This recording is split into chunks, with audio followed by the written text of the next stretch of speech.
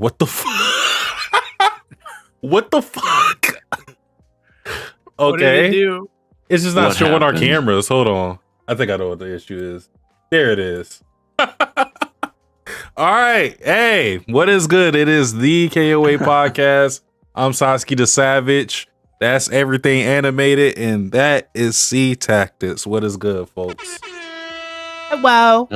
Hello, everybody, and welcome to another fun-filled episode. I am a little down with the sickness, so I sound a little, raspy voice this week. So please bear with me as we get through this. But hello and welcome to the King of Anime podcast. Yes. Yeah, What's good with you folks? I got a little bit of what happened to EA, but it's my ears. So my ears fucking hurt right now. Hey, we are battered. We are sick, but we are still kicking. So we have a full podcast this Monday where we're going to be talking about Blue Gender episodes 8 and 9, as well as Daemons of the Shadow Realm episode 4, Marriagetoxin episode 3, Akane-Banashi episode 4, and we're going to kick it or end things off with Witch Hat Atelier episode 5.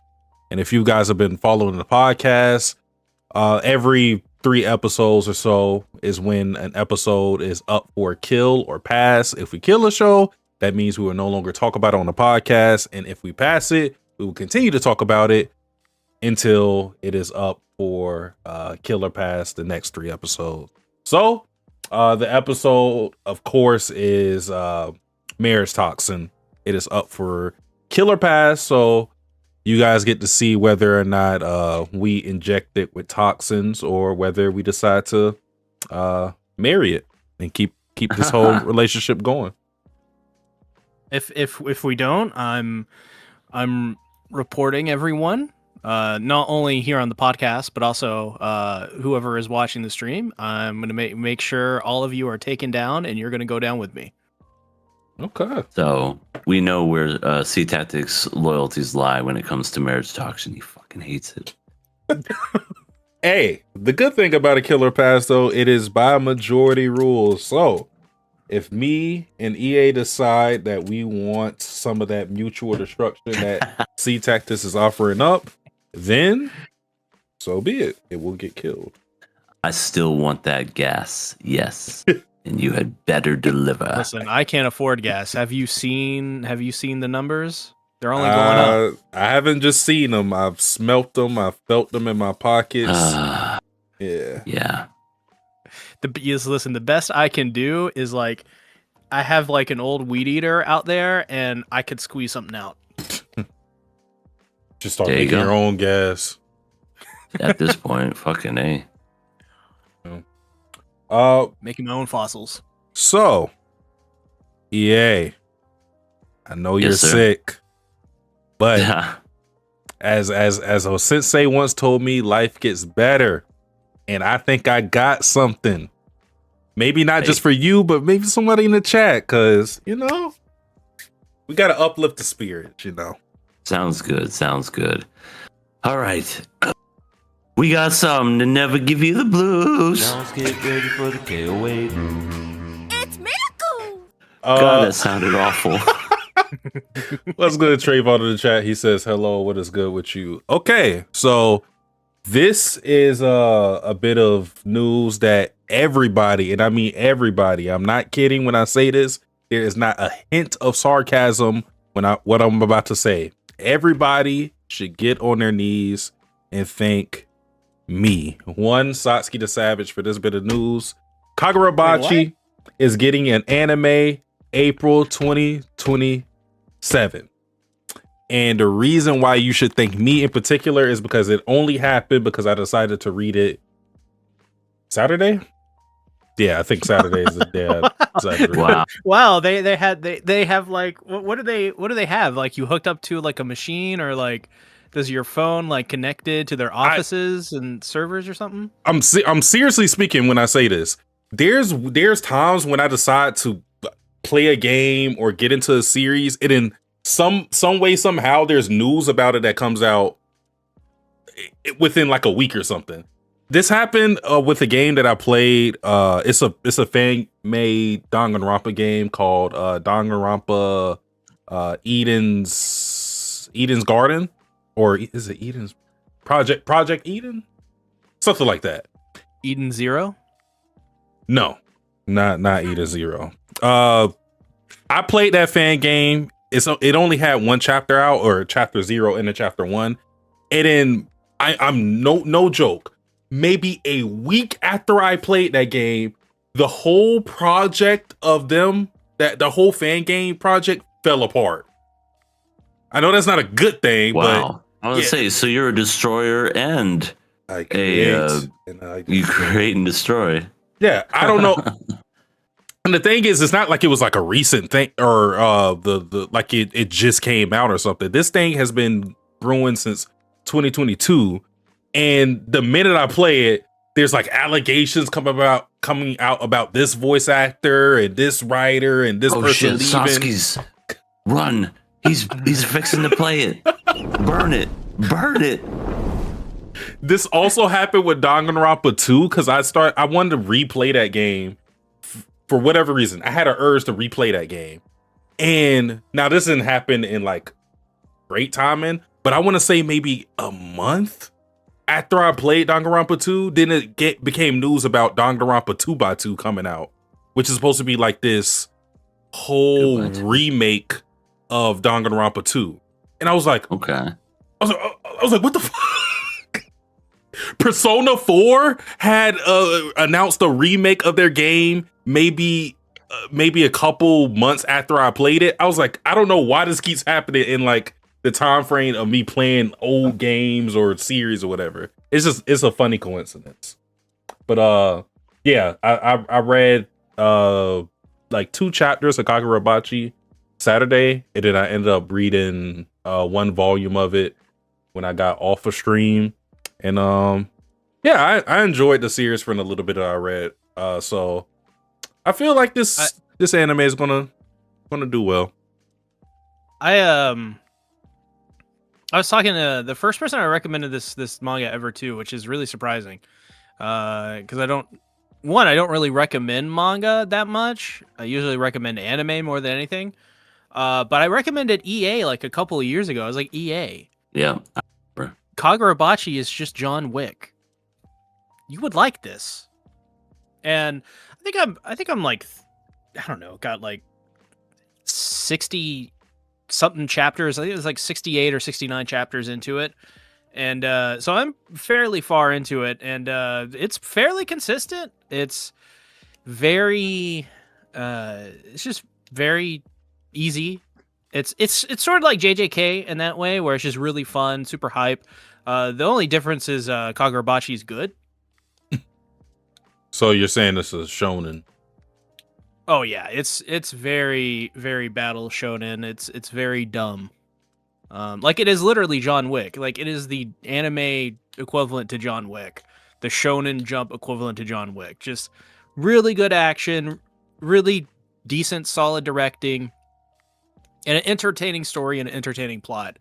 It's basically just about the son of a swordsmith who is tasked to get back a bunch of stolen weapons of mass destruction, which are swords that were used in a war to stop the war. They basically found a bunch of them, or they found where the location was. They killed his father, and then they distributed all the swords across Tokyo. So it's about him recapturing all that, and he ends up meeting a science experiment in the form of a little girl who can heal any injury. Her own injuries. I don't think she can heal other injuries, but it's really cool. See, my head's falling off. Could you heal it? What the? Why did you freeze for? Okay, never mind. You're back. The animator for this is Sypic, who did one of the greatest animations of all time, otherwise known as Chikawa Movie, The Secret of Mermaid Island. Let me just drop that. I'm not aware of it. I want to say it's not clearly a even out. joke. It's not even out yet. They also did World is Dancing, which also is not out yet. But other than that, I'm not sure what this studio is. Oh wait, it says Cypic, formerly known as Cygames Pictures, was a subsidiary of Cygames. Cygames. Wow. Yeah.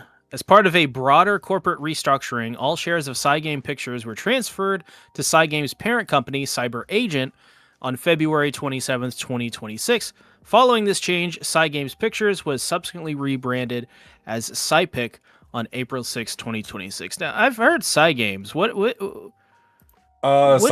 Cygames actually did Apocalypse Hotel. They're Nice. the same studio that did It'll look good then. the horse girl racing anime. Uma Musume, Mm-hmm. which we have a sound effect from. Let's hear it. Yeah. Oh, yeah. They did Pretty Derby. They did Princess Connect Redive, which, if I remember correctly, was very popular too. The Summer Hikaru died too. Yeah, Summer Hikaru died. Rage of Bahamut. Yeah. The Idol Master Cinderella Girls. So you know that's some top quality shit. Shampoo Grand hat. Blue Fantasy, Shadowverse. Been Nush. around. Nush. They do stuff. Nush. No. They have a lot of subsidiaries. They have Psy Designs, Blaze Games, With Entertainment, Satile, Kusanagi, Logic Link, Psy Music, Psy Sharp, Scoop Music Corporation, Psy What about Foods, Psy Psy Duck? Sphere, Flags, Psy Games Capital, Psy Games AI Studio. So they're even into AI. So we got to cancel them. Yeah. All right. But yeah, I don't, if you've not seen the Get preview, it definitely go done. check it out. It's basically the greatest hits of the first couple chapters. Really, really, really good. So I think it'll be good. Kagurabashi's hard to fuck up. It's crazy how this whole studio got funded by that gotcha game, by that horse girl racing thing, because that took off completely, and that's pretty much the Who would have reason. thought? Yeah, that's pretty much the reason why we've been getting these anime from it. Goes to show there's a lot of charm in doing certain things. Oh yeah. And the creator of Kagurabachi said that, quote, the Rock Lee versus Gaara fight in Naruto? The manga version is great, of course. He said about his own manga. But isn't the anime's version just incredibly cool? Well, the very person who brought that scene to life is our director. Woo! The staff is full of amazing people who really know the manga inside and out. I can't wait to see how the animation turns out. Definitely a must watch. Mm-hmm.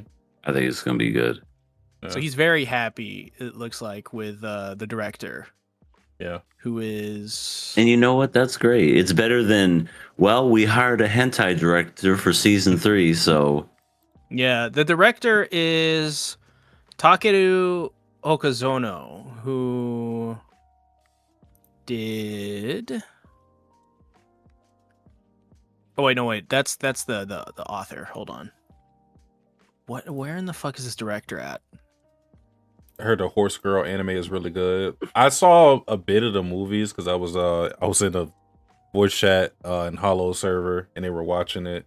The animation looked really great for it. Yeah, the animation looks stellar, which is incredible. Okay, the director is Tetsuya Takeuchi, who did some key animation in episode 43 of Hunter x Hunter. He did key animation for just Bleach. He did storyboards and animation director for the final episode of EA and Satsuki's favorite, Future Diaries. He was animation director for primarily most of Sword Art Online 2. He was key animation on episode 13, which is the final episode of... Or not the final episode, but episode 13 of JJK Season 2. It's going to look good then. Worked on JoJo Part 5. Worked on Snafu, Gintama, more SAO. He worked on oh shit. He worked on the end of Evangelion as key. He was key animation on the end of Evangelion. There you go. Fruits Basket, second season. This guy's fucking Hinamatsuri. Yeah. He's got a Sekirei. repertoire. Love Hina. Sekirei? Witch My Watch. God. Jinro. DNA. DN Angel. God, he's even worked on Fate stuff. Oh, yeah. Yeah. Yeah. So he's been around. Yeah, so this anime is it should be a fun time. Don't know how much to expect because I only read the first volume, and I mean, this is pretty much a new studio. The trailer, not the trailer, or the teaser is out for it. So if you guys want to check that out, it is available for all to watch. But yeah, I'm hoping that it ends up being maybe a show that we end up covering come spring next year.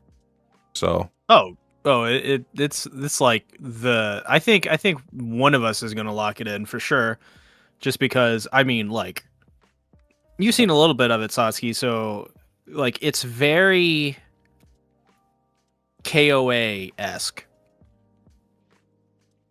Yeah. Yeah, I don't think the first volume gave me a great feel for it, but I definitely see the potential in it because it has like the cool factor locked down. But yeah, I can't speak too much about it. But with that being said, unless you guys have any Oh, I got a further couple news. actually. I'll go real quick since I just have one thing. Brand new game came out, Burgling Gnomes. Get it now. Get it now. Did they just release it? I'm sorry, it's a demo right now. I forgot. Oh, okay. Yeah, me and EA played that last night. We played it last night, and you could consider it more of that multiplayer slop or whatever you want to call it. But it's fun. It's really neat. Is that a term now? Multiplayer slop? Apparently so. I had no idea it Friend was a thing. slop. The repo is considered Friend that. slop.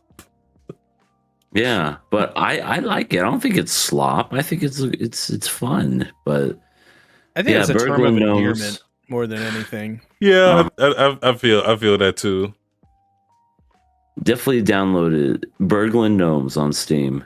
It's free right now. It's just the demo, but I think I've seen that's the one where you're a gnome and you're like breaking into someone's house, right? yes. I've seen that. Yes, The old man yes. There are so many crazy things. Like, there's an old man that walks around. He can like pick you up and put you in an oven, Put you in a or like a toilet. refrigerator. He could throw you Uh-huh. outside. He will strip completely fucking naked, pick up a handgun, walk around his house trying to shoot you. Yeah. Pretty you- much. Have you guys encountered the other gnome playing it? No. What other gnome? There's another gnome in there. I've only seen it one time from watching somebody else play it, and he just that gnome is like he's like the Gojo of gnomes. Oh, yeah. I've seen this too. He'll I just haven't seen like it. just box you up and kill you immediately. Yeah, Why that game, wouldn't he beat up the old man? He doesn't like you, I guess. I don't know. Damn. The game is like, so far, what I really like about it is it's really good at like holding back a lot of its secrets and a lot of its surprises. So it feels like Yeah. and it's also procedurally generated like Repo is. So every time you load in, it's different every time. But it's a little bit more subdued because the game is actually quite difficult. You have a time limit. It is. It's actually really challenging. And if you don't get everything in time, you fucking die and you explode into a million pieces. Which Yeah. I like. I really like. You like when you start the game, you will suck.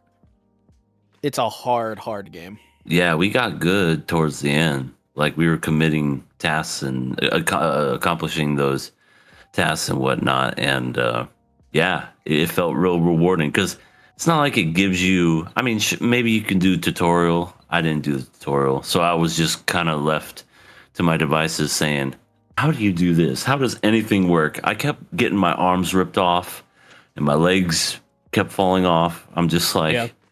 Well, this is me, I guess. This is the life I live. Great game though. Demo's out. It's on fun. Steam. You can download it for free. It is a little buggy though. Yeah. That's the one thing I was seeing about it. But since you guys are speaking about games, I want to jump in too because I forgot about this. Have you guys tried that mouse PI for hire? Yes. Oh, Ben bought it and he played it. It's Doom. It's Doom Eternal. Yeah. I love it. I finished the first 2 missions of it, basically like the tutorial, and then another mission after that. I was enjoying it. I played it on the hardest difficulty. Can't lie, I was getting cooked. I was I'm playing on the right. So that's see. So this is what's really interesting is like I play games on the hardest difficulty by default, and everybody like tells me, everyone's like, "You're a psychopath. Why are you doing this?" And I'm like, "Whatever." And I'm like, "That's so funny." So like you're getting cooked and whatever, and I'm like thriving because like I played Doom Eternal on the hardest difficulty in that game. Have you played That Doom game is Eternal, great. Sasuke? No. That's a fantastic game. I recommend it. It plays exactly like Mouse PI for hire, but much more fluid and smooth. But yeah, dude, Troy Baker is main character. There's like a bunch of like really cool like game mechanics where you have to like gather evidence and put it on the evidence board, and the shooting mechanics is really cool. The art's great. It's got like I love the rubber hose yeah. mechanics. Yeah, it's so like it has that like cartoon skin on it, obviously because it's a mouse game. It kind of feels like Cuphead for me. Just in the aesthetic. Mm-hmm. And you can also, there's settings in the game where you can make your game look more and more like it's from the 1930s. Yeah, like a noir film. Yeah, you can do like a filter on your screen, and you can change the audio to make it sound like, you're playing it through like a shellac record. So you tell me there's a game out there with my name on it. This is exactly it. It's fantastic. Such a good game. Such like fantastic. It's $30. It's on everything. This game has been in development for 6 years. Are you playing it on PC? I'm playing on PC. Yeah. I feel that also makes a difference because I wish I could. I wish I could manage my keyboard. I'm not good with my keyboard at all. I am a controller cuck. But I'm playing on controller too. Oh, okay. I can't. But my movement just doesn't feel right. I feel like it would be easier if I was using a mouse, but I don't know. Yeah, just practice. I mean, you'll get better at it eventually. But yeah, shooter games for some people are a little difficult. And this game's not nearly as fast paced as Doom Eternal. It's much more manageable. Oh yeah, definitely. But yeah, definitely go check. It's $30, which for some people I know it's a little ridiculous, especially in this economy. But it is definitely one of the ones I would recommend. Shit, $30 can't even fill up half my tank. Are you also playing the Pragmata game there, Sasuke? I have not played it. I've heard people talk about it. He's also played it. Yeah, also on the hardest difficulty, and that game is kind of easy. I'm not gonna lie. But yeah, a lot of people are loving the little kid in that game. I have a sneaking suspicion. Adopted daughter slop. Adopted daughter happy dad slop. It's so funny. Pragmata, by the way, Pragmata literally is like the opposite of The Last of Us Part 2. Instead of being a sad dad simulator, it's a happy dad simulator. like both Diana, How who is cute. the robot kid, and I forget the main character's name. I'm gonna call him Bob. Call him Bob. They're happy. Like they're both happy, and it's just like it. Everyone's. I don't know if you've seen it. There's like this big meme online right now where it's like, when you play Pragmata, you immediately want to become a parent. Yeah, I've And it's seen true. It's so true. Like it shows the back and forth dynamic between a parent and a child and how rewarding it can be and how fun it can be while being grounded, which it's just great. It's fantastic.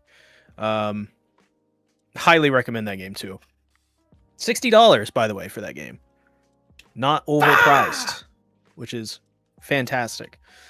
But I do have a game thing as well, which I saw the trailer for it and I was like, okay, this is making me want to play Street Fighter 6.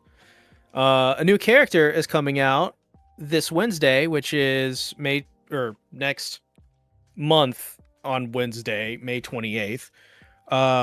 Ingrid is coming out. I don't know if you guys have seen her trailer yet.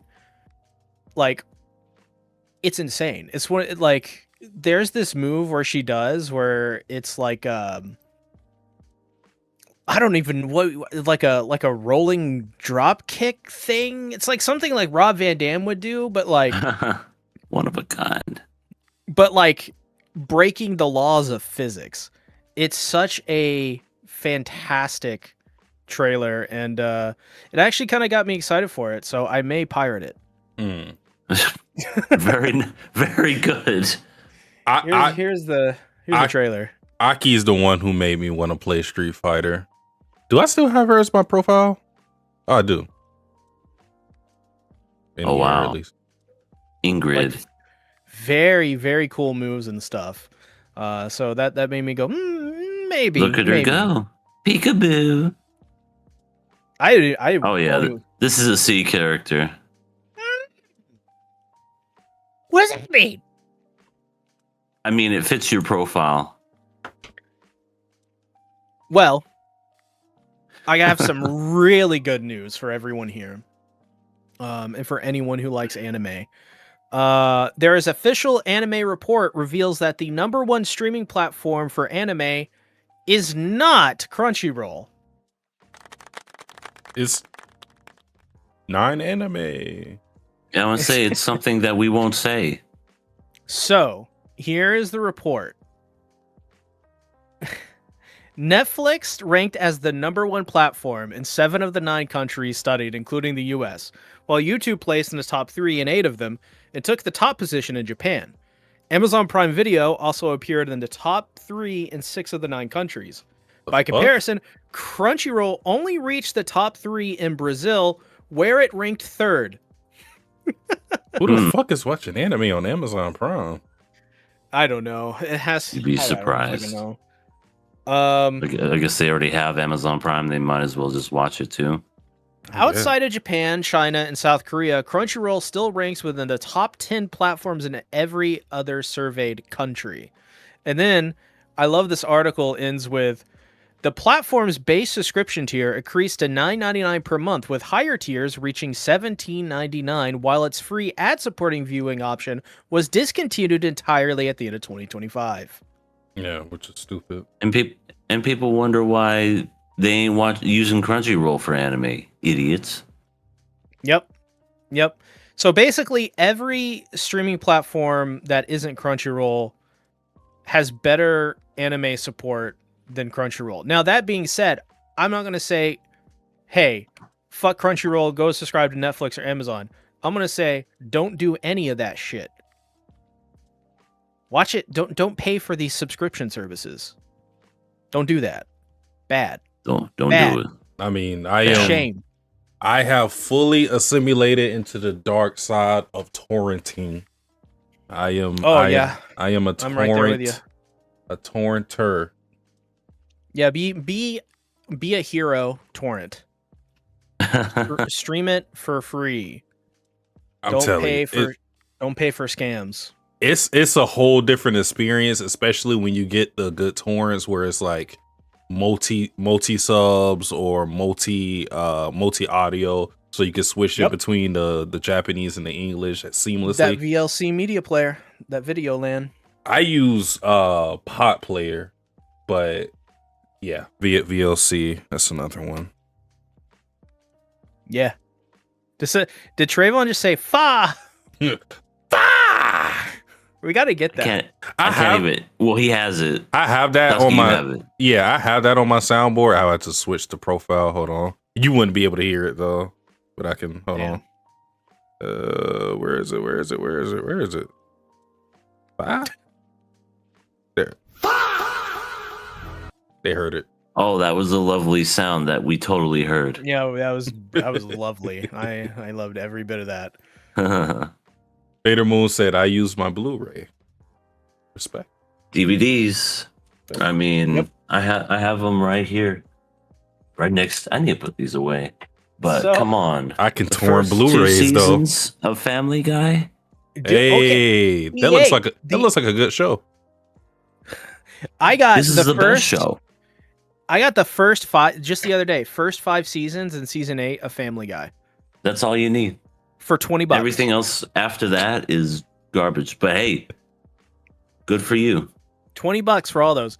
We're watching Blue Gender on the show, right? I have the full Viridian set for the complete series on DVD.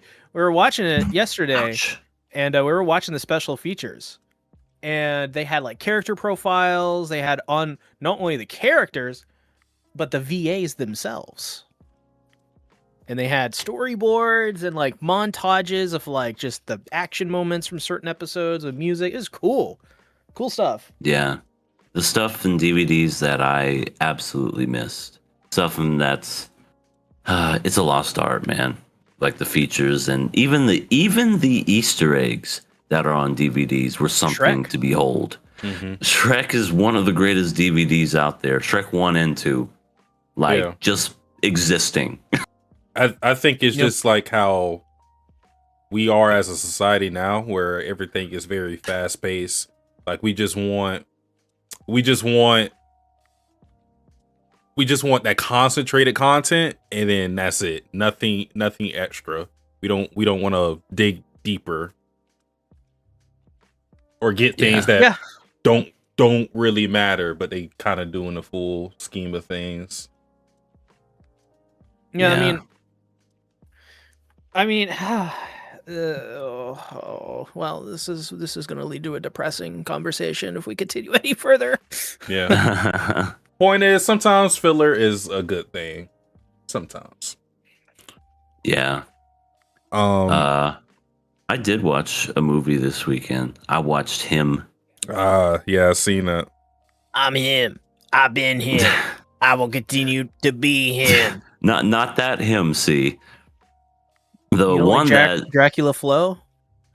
no, not Dracula Flow. This one was produced by Jordan Peele, and it had a horror element to it, and it looked good on the surface, but definitely I feel like could have been better. And it works better as a Black Mirror episode, because honestly I feel like it took a little while to get to where things needed to go. But I will say the last 20 minutes are the best part of the movie.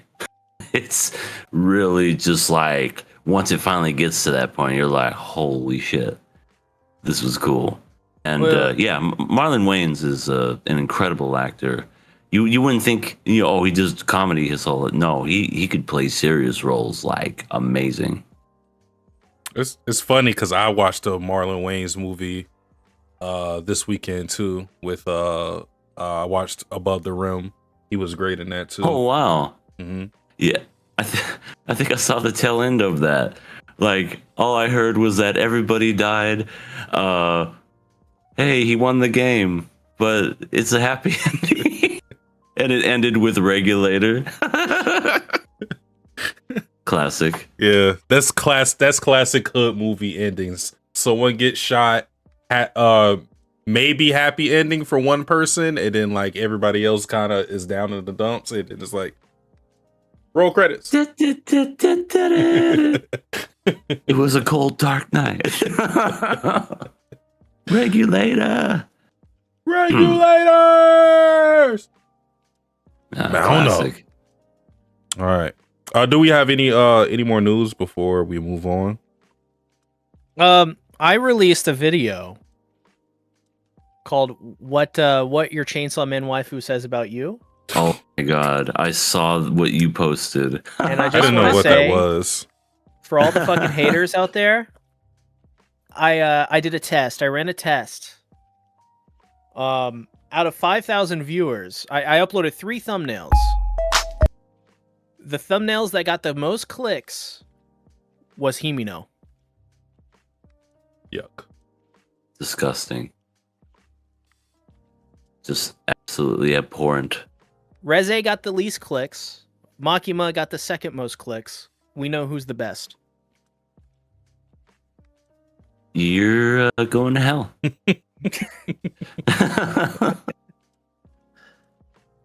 Well, are you sure it's because of the characters that you use, or was it the text? Oh, Well, did you see the text? The Yeah. Did you text. see, look at the text, what he said. So Makima's text in the thumbnail was "woof woof woof." Reze's was "teach me to love," accurate. And then Himino's was "yes, mommy." You see that? See, that's very charged because I feel like more people would want to identify with being like a MILF lover Stepped than they on. would. Well, no, the opposite. They would rather identify with being a MILF lover than being a sub. Because I feel like all 3 of the texts evoke some different type of fetish.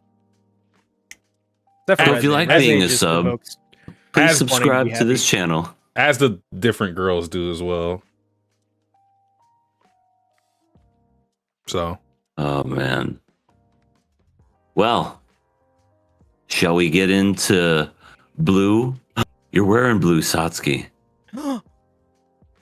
And your background is blue. And your bandana is blue. Uh-oh. Sasuke, I think, you know, show too us your much. show us your hands. You're not turning into No. a bug, right? yeah, you don't have them bug hands, do you? Oh, God. Well, it begins. I swear to God, Alright. if he clicks back and I see a bug, I may freak out. I wish I had something like that. Like you just put on a mask or something. Hurry, somebody get this man a job application. Trayvon said Uh, physical Trayvon. media. Oh, sorry. hold on. You read it. Physical media is great. I still love buying manga/anime and video games instead of digital. You know, it's a good feeling just to have it in your hand, know that it's real. Yeah, so you can. Firmly grasp it! I don't know if you want to do that with a disc. Marlon Wayans is great in Requiem for a Dream. Very depressing, insane movie. Yeah, that's a Dan Aronofsky film. He's the same guy that did The Swan with Natalie Portman. He also did The Whale with Brendan Fraser. Also fucking depressing films. He just loves to make films that make you want to be depressed. Oh, and he did The Wrestler too with what's his face? But yeah, no, Dan Aronofsky's really good, and yeah, Marlon Wayans was good in Requiem for a Dream. Very good movie. I recommend it. Yeah. But Blue Gender, episodes Blue Gender. 8 and 9, where we are talking about romance. What? Oh my God, In a post-apocalyptic world? crazy. It's so It's- depressing. It's almost like the series is rapidly evolving and turning into something different every episode we watch. And maybe C Tactics is. Let's talk about Let's onto talk something about here. you and me. Let's talk about bumping something. the Let's club. talk about club and Let's making love. Making love. Yeah, Come well, on, man. we got sex in these episodes, which is great. Dude, I thought Marlene was going to be the one to deflower him, but he was like, girl that's comfortable and native to the land, I'm having sex. Gotta get that Yeah, so- nomadic puss. Nomadic puss. So episode 8 is titled Oasis, which I think is a reference to a band. A band? No, I think it's it a is. reference. I know it's a reference to. A man can find an oasis in the closest of places.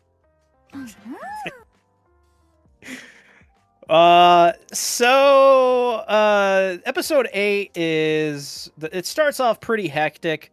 Marlene makes a decision that Dice and both Yuji chastise her for, which gets them into a bunch of trouble.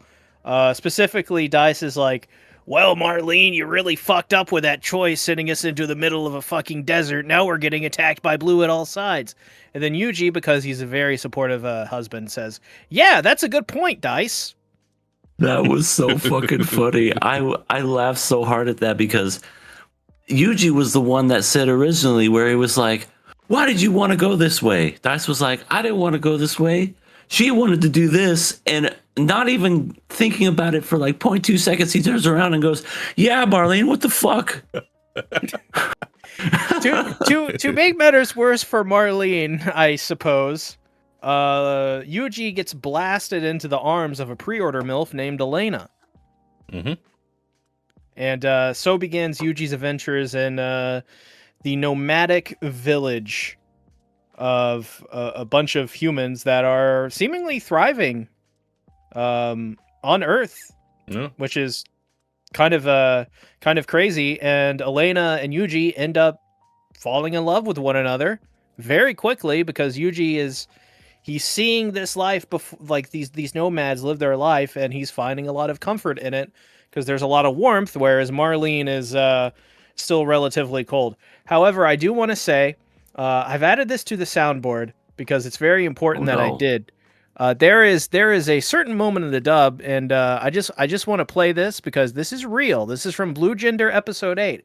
Swear to God. Come, daughter, it's milking time.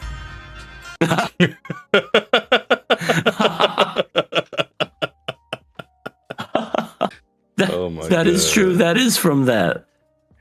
Come Let me now, just- daughter, it's milking time. Just one more time. Come, daughter, it's milking time. Huh? I mean, out of context, that could be taken many different ways. Maybe Oh he's my looking God. out for her. You know. Yeah, You yeah. he stay doesn't away want- from that man. Only I can milk you. That's not where I was going. No. Why did you do this?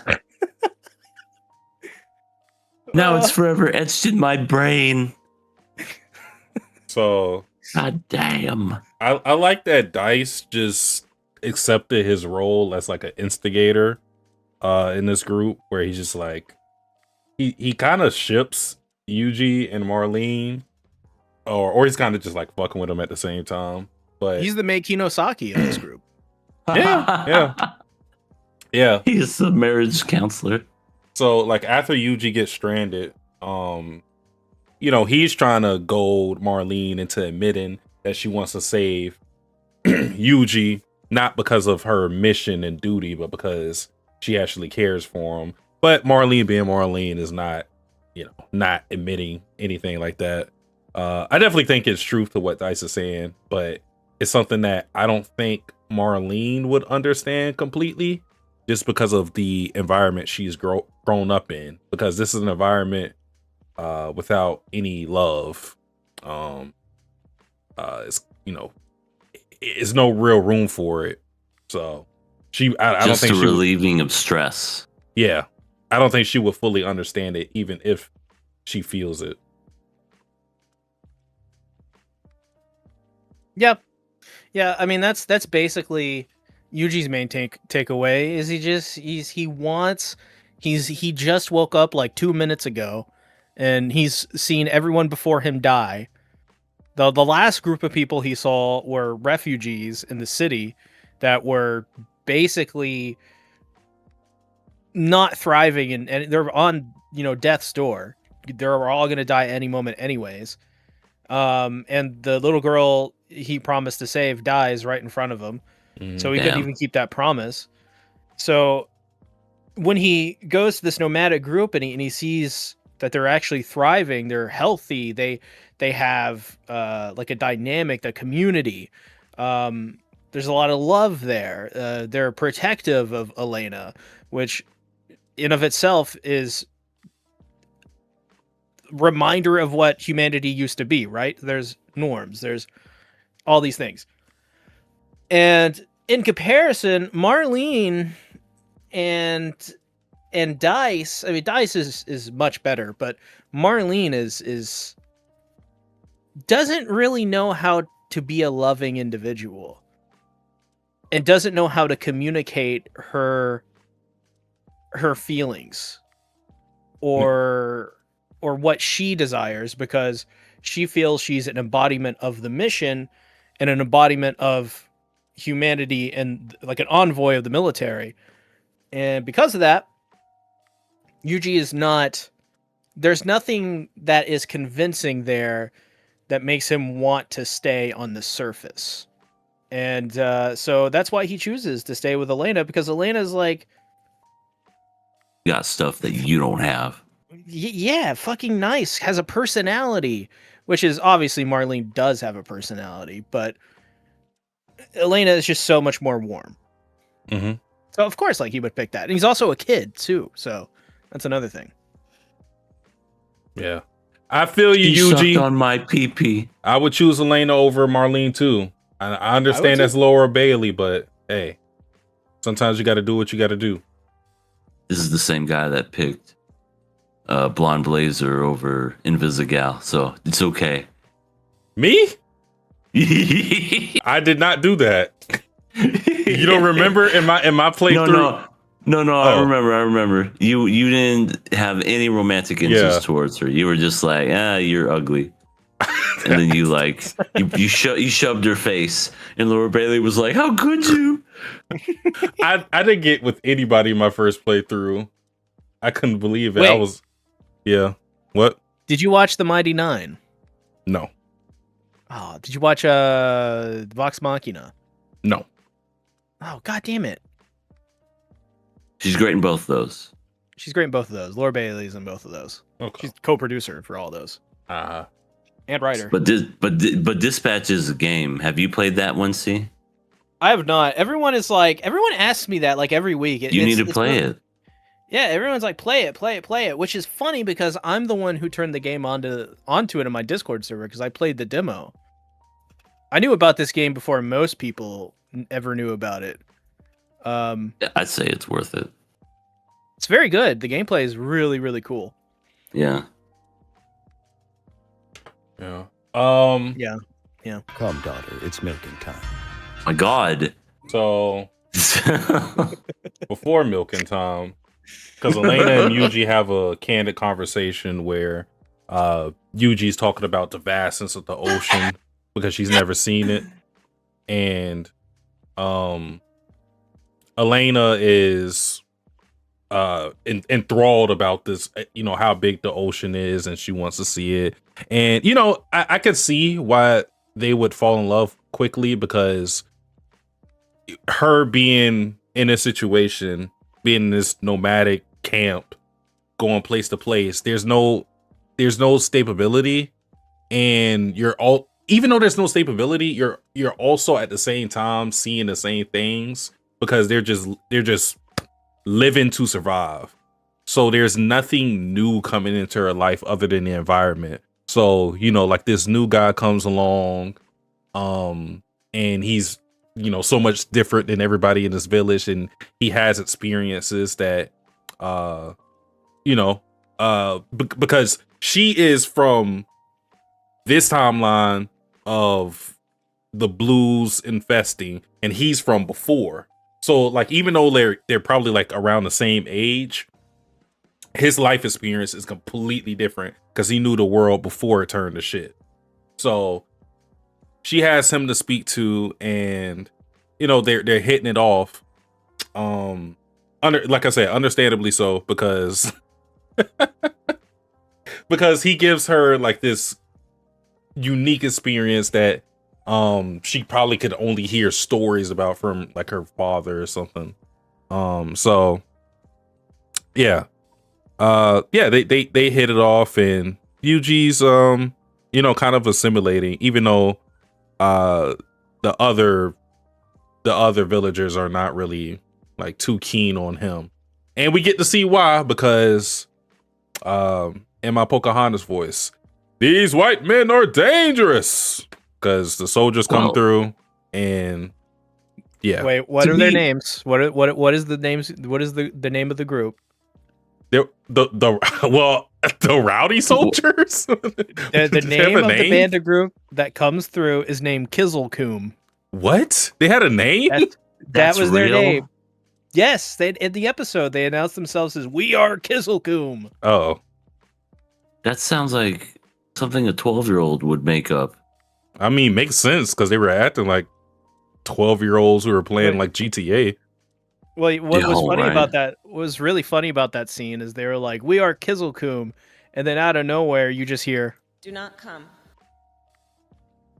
Yeah. You didn't hear that either. The thing is, I was they just come and they're like, yeah, we're taking resources for you guys, deal with it. And the guy's like, no. And that no set them off completely. Like I thought there was going to be like a more gradual build to this, but the guy was like, fuck no. And then one of the guys just like shoots. Just shoots at the camp. I was like, what the fuck? You're not even going to like try to take the shit first. They just like start to destroy. Like they came here for food and then started like killing the animals and destroying the camp. I was like, what the fuck? Train come. Train go boom. This is the worst heist I've seen since Dead Presidents. Oh my god. That was a pretty bad heist. Oh my god. I think this right here was where I kind of had a problem with them being upset with Yuji. He saved all their lives. And it's not like they were after him specifically. You know, they just went to some random camp and was like, you got resources, gonna steal your shit. And yeah. He basically saved them all. I don't know why they would have like looked at him a certain way, unless it is the fact that he knew how to ride one of those Gundams and was just like, oh, he's a bad person too. Just guilty because he knows how to drive it, but I don't know. It just felt weird to me. Now, if they asked for him by name and said we were looking for this guy and all that other stuff happened, I would understand why they would be pissed, because he brings danger to their camp than anything else. But it was just a random interaction. They would have done that whether he was there or not. So I just felt it was just weird how they were just mad at him for no reason. Yeah, I mean, it's definitely distrust by association. yes, I think that's what it is. It's the new guy. He's the new guy. They already said at the beginning of the episode, like they already said, you know, Come, daughter, it's milking time. Oh my god. stay away from Yuji. And you know, like the entire episode was basically like warning Elena. Like there was even a point where that random guy was like, "Hey Elena, start taking care of me instead of that stranger over there." Mm-hmm. You know, like they're very like, it's funny on the surface because it's a little outdated, but what that really is saying beyond that is like, hey, we stick together. You're an outsider. Don't forget that. Yeah. And sure enough, when the outsider comes in, you know, it's just like, yeah, you know, Dances with Wolves and all that stuff, but shit, like Bad Omen, you know, they were good before then. He shows up, handsome man with big nose and sideburns. Batshit arrives, and then what? Come, daughter, it's milking time. Can't do any of that anymore. Got no daughter. Yeah, I think too, and this is kind of like the undertone of it, because I definitely think like this nomadic group was supposed to be like the Native Americans. It's kind of like they're being protective of their culture that they cultivated, and you know, somebody new coming in here with this technology is like a a it's like blasphemous to their culture. So I think it was just more of like, yo, who is this? Who is this new guy? And then too, like the soldiers just don't have a good reputation with anybody. We already saw that in the in a refugee camp where everybody was looking at Yuji like he was the spawn of Satan, you know. So just him having that uniform just makes him public enemy number one for everybody, no matter, you know, what because he has to build up so much good credit to you know, be even looked at as an individual, because they're all going to lump him in as you're a soldier, and that's not a good thing in this world. Yeah, that group was something else that came and made the destruction and everything. I did notice that they did have the token black guy there, and he said one line in it where it was just like, yeah, now I get to shoot, and it's clearly obviously not a black guy doing the voice. It's like, just read this line. Oh, okay, because they probably didn't know what character it was, or maybe they did. I don't know. It's just so funny because it's like that's like worse than that one.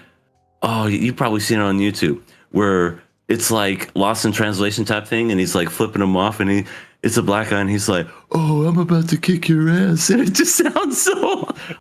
If I'm gonna find that and I'm gonna post it, it is hilarious. Let me see. Yeah, that the Kizzlecoom was there were a bunch of Coomers, that's for sure.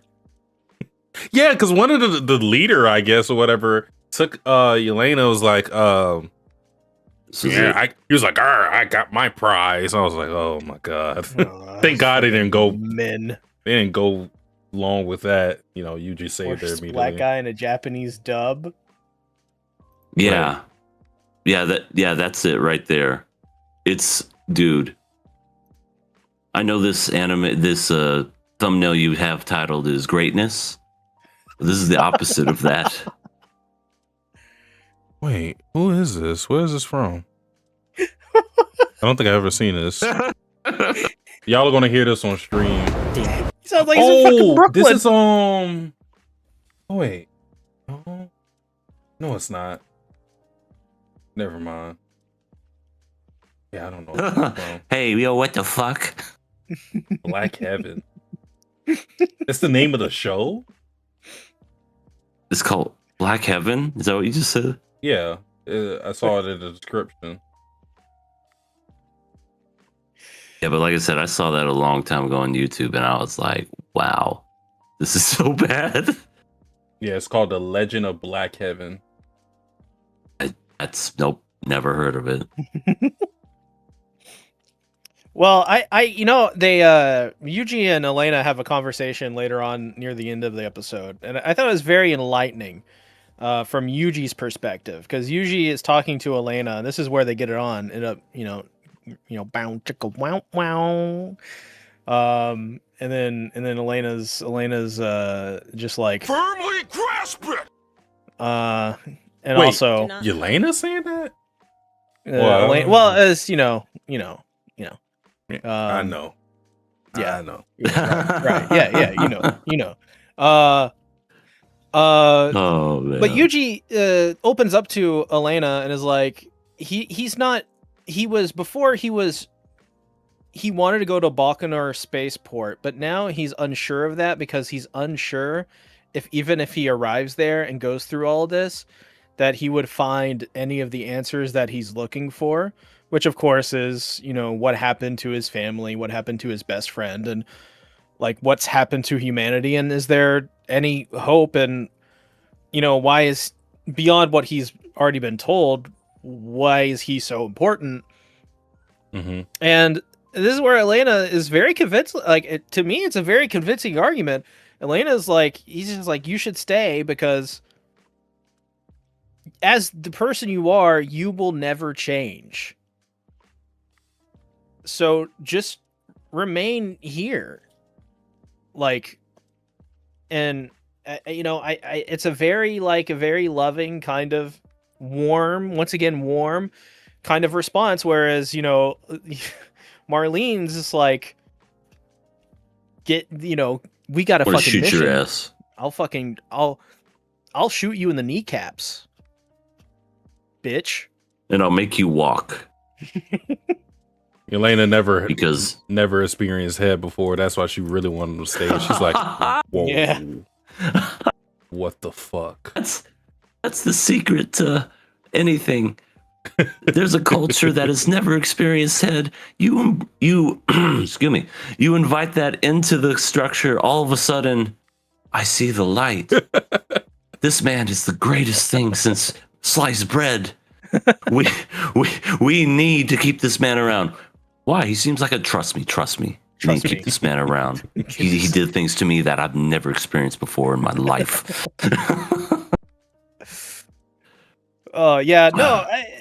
That too. It's just the excitement of Yuji being around and Yuji having all these questions, and that's really the main setup for episode 9. But before the episode ends, there's this scene with Dice where just Dice he's a little cold, but mostly he's just antagonizing Marlene, who's unfazed, but she's humming the song, The legendary the Joey song. Yeah. Showing that she paid attention to what they were doing, and she actually did have a modicum of give a fuck about Joey.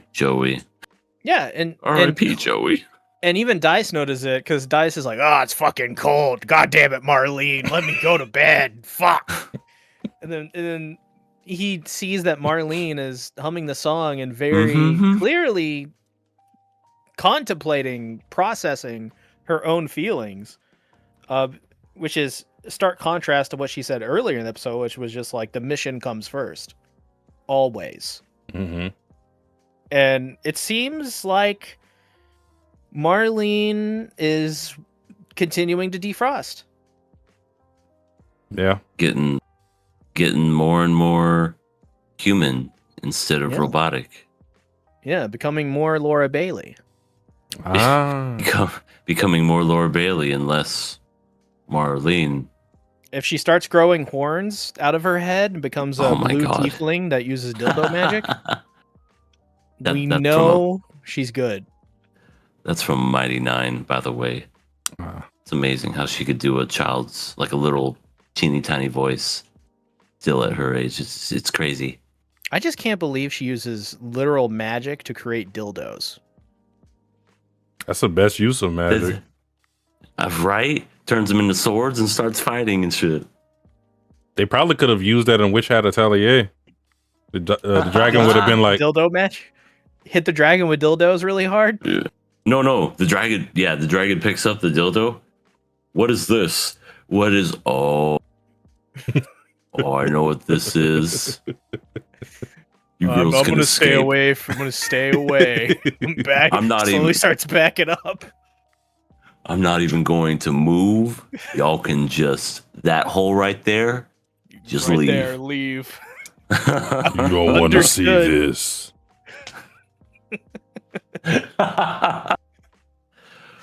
Oh, but that's for way later when we discuss Witch Hat Atelier. Yeah. So yeah, any thoughts on episode 8 that haven't been said? I don't think so.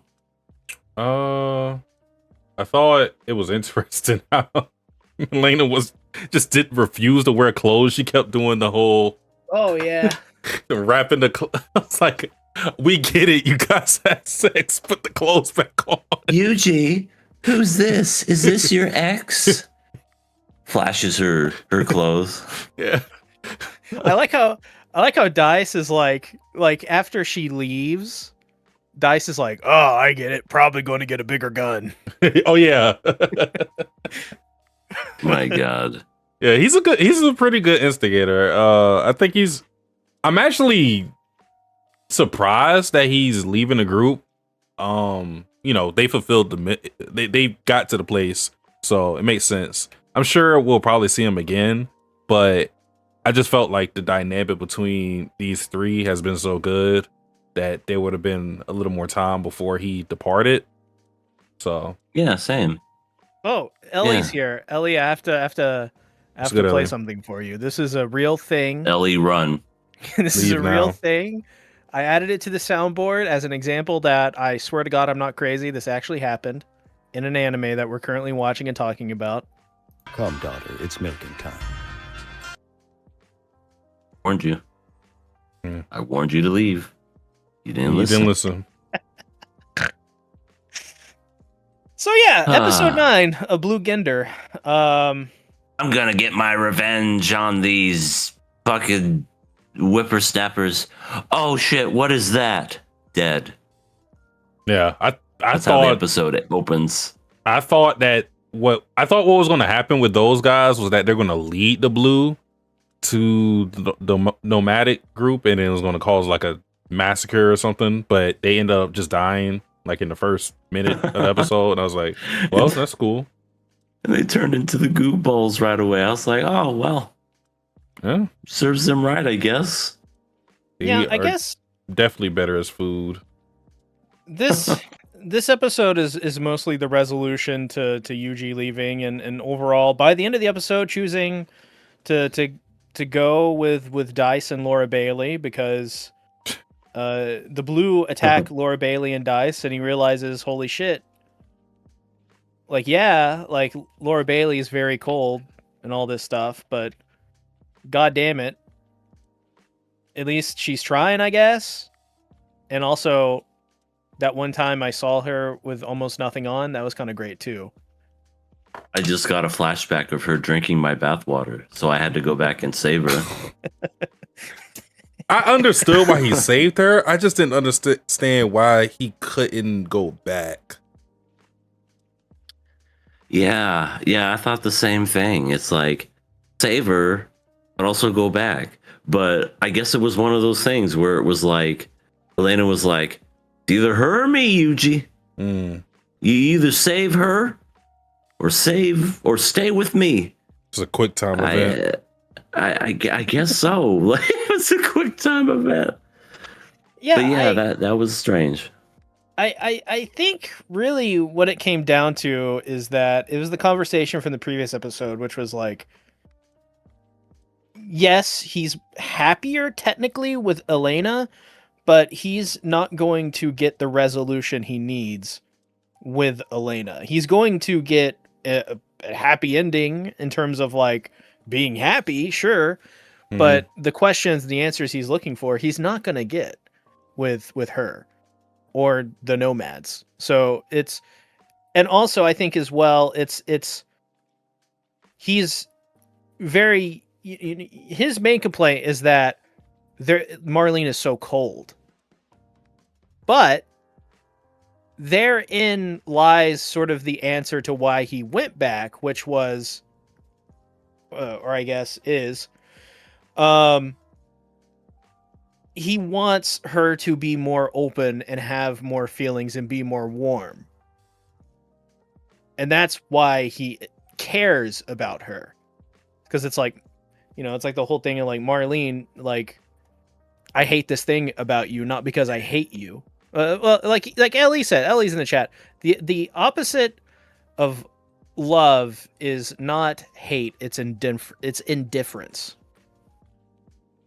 So it's one of those things where it's like, I don't know.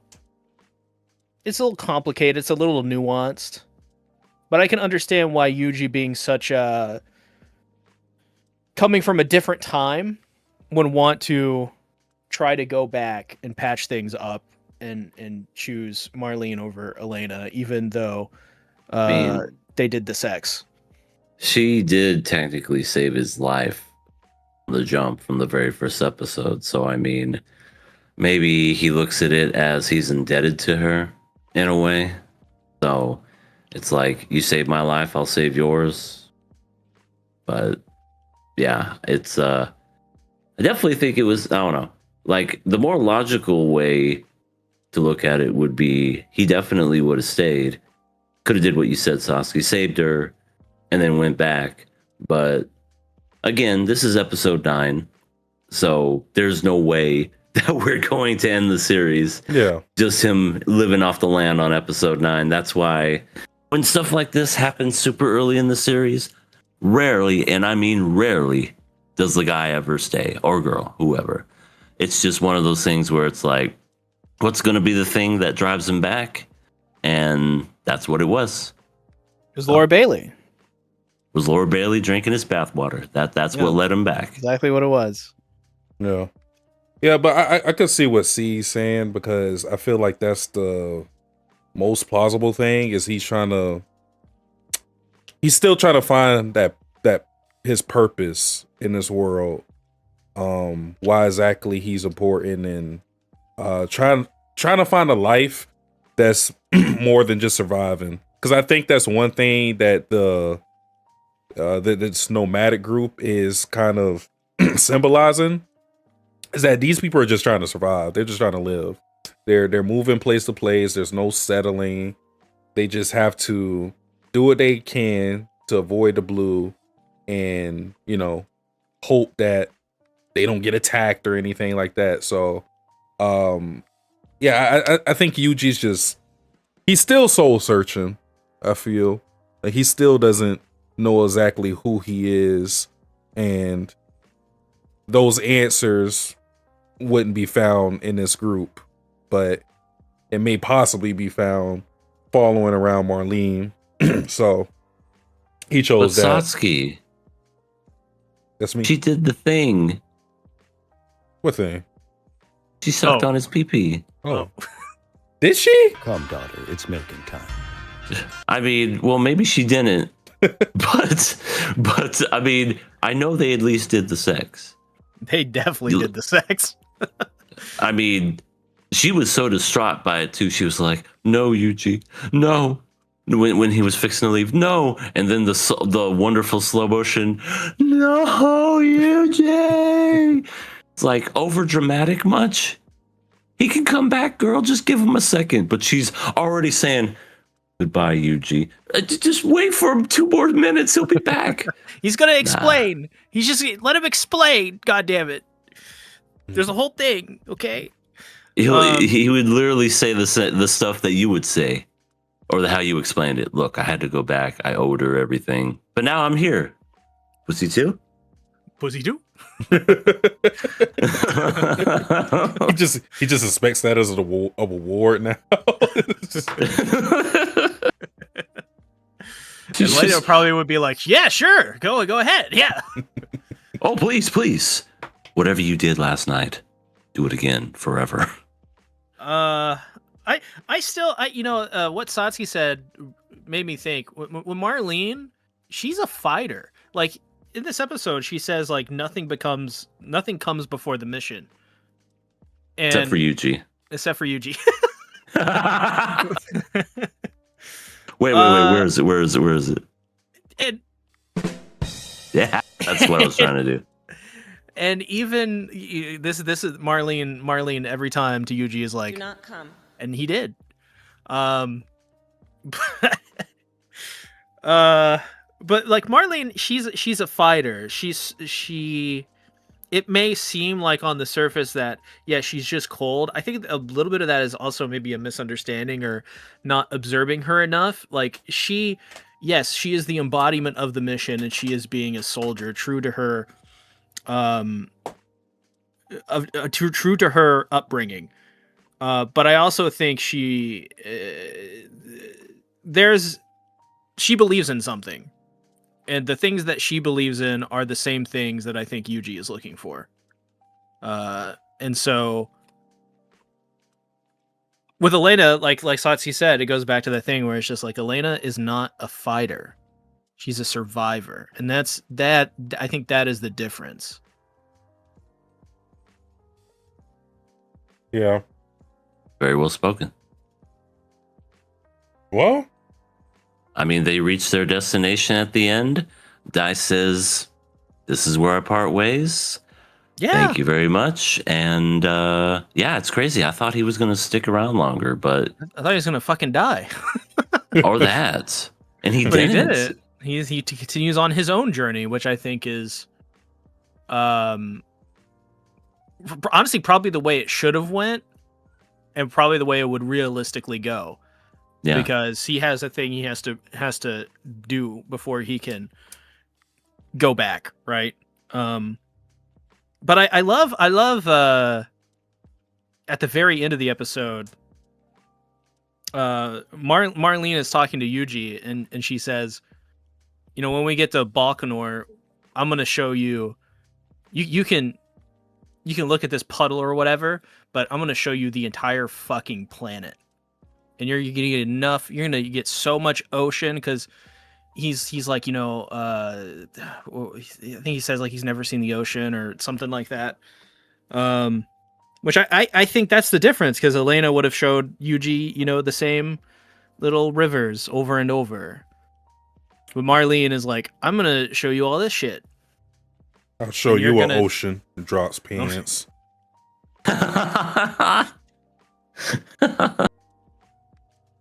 Yuji's just Yo. like, wow, this is my lucky fucking week. What the hell?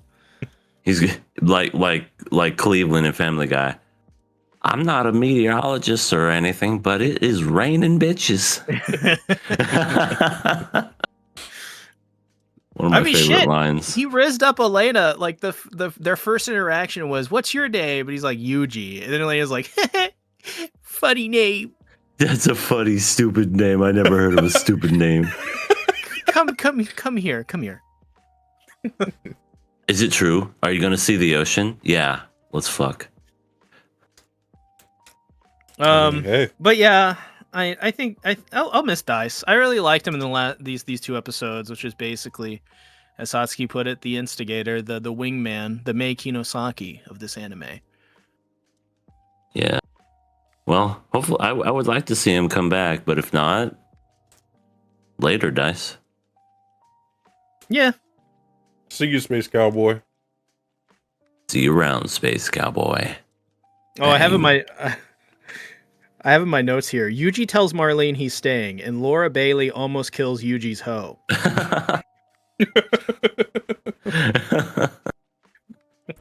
Appropriate response. You're not going to jeopardize the mission. Go now, or I'll shoot your dick off. Well, Elena, I can't argue that logic, okay? Listen, Yuji, you're my hoe. Pretty Get over much. here. Yeah, and then it literally becomes a harem anime where they just start pulling at his arms. And he's just like, God, kill me. My turn. Also, have you noticed how ripped Marlene is? Honestly, I've noticed how skinny she is. She's no Left.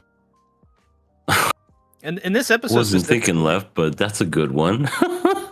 there's this moment where they're fighting the blue, and she's holding like an assault rifle, and there's this strange, like, insane detail where she's just got these broad, muscular shoulders and arms, and I'm like, dang. I can beat her. Oh yeah, I can beat her in paper rock scissors. Because she doesn't know what paper rock scissors is. I have to teach her. Damn. What is this? Paper rock scissors? And then like I win, and then she like randomly kisses me, and I go, no, you don't have to do that with this game. I feel like she'll just shoot you. Oh right. Oh wait, you said you have a rock? Gun beats rock. You know what Elena said the morning after? You were exceptional. That was quite the show. Well done. And you know why she said that too. Unwillingness. It's the secret. It's the secret That's sauce. Tried and true. It's literally the secret. But seriously speaking, I know we're making a joke, but she probably hasn't experienced something like that, just because if people's whole thing here is like stress relief, I would assume that they're just like, they're not doing any foreplay. Like, so what you're saying is, once Marlene experiences the secret sauce, dude, that's exactly what we're saying. It changes people's perspectives. Yes. It makes life worth living. Like the opening. It melts the coldest of hearts. It melts the Ice Queen. Yeah. Watch the Ice Queen. She's gonna turn into a liquid lady. Yeah, turn her And once it happens, out of nowhere, you'll just hear. Just the whole crowd is around him after they have sex.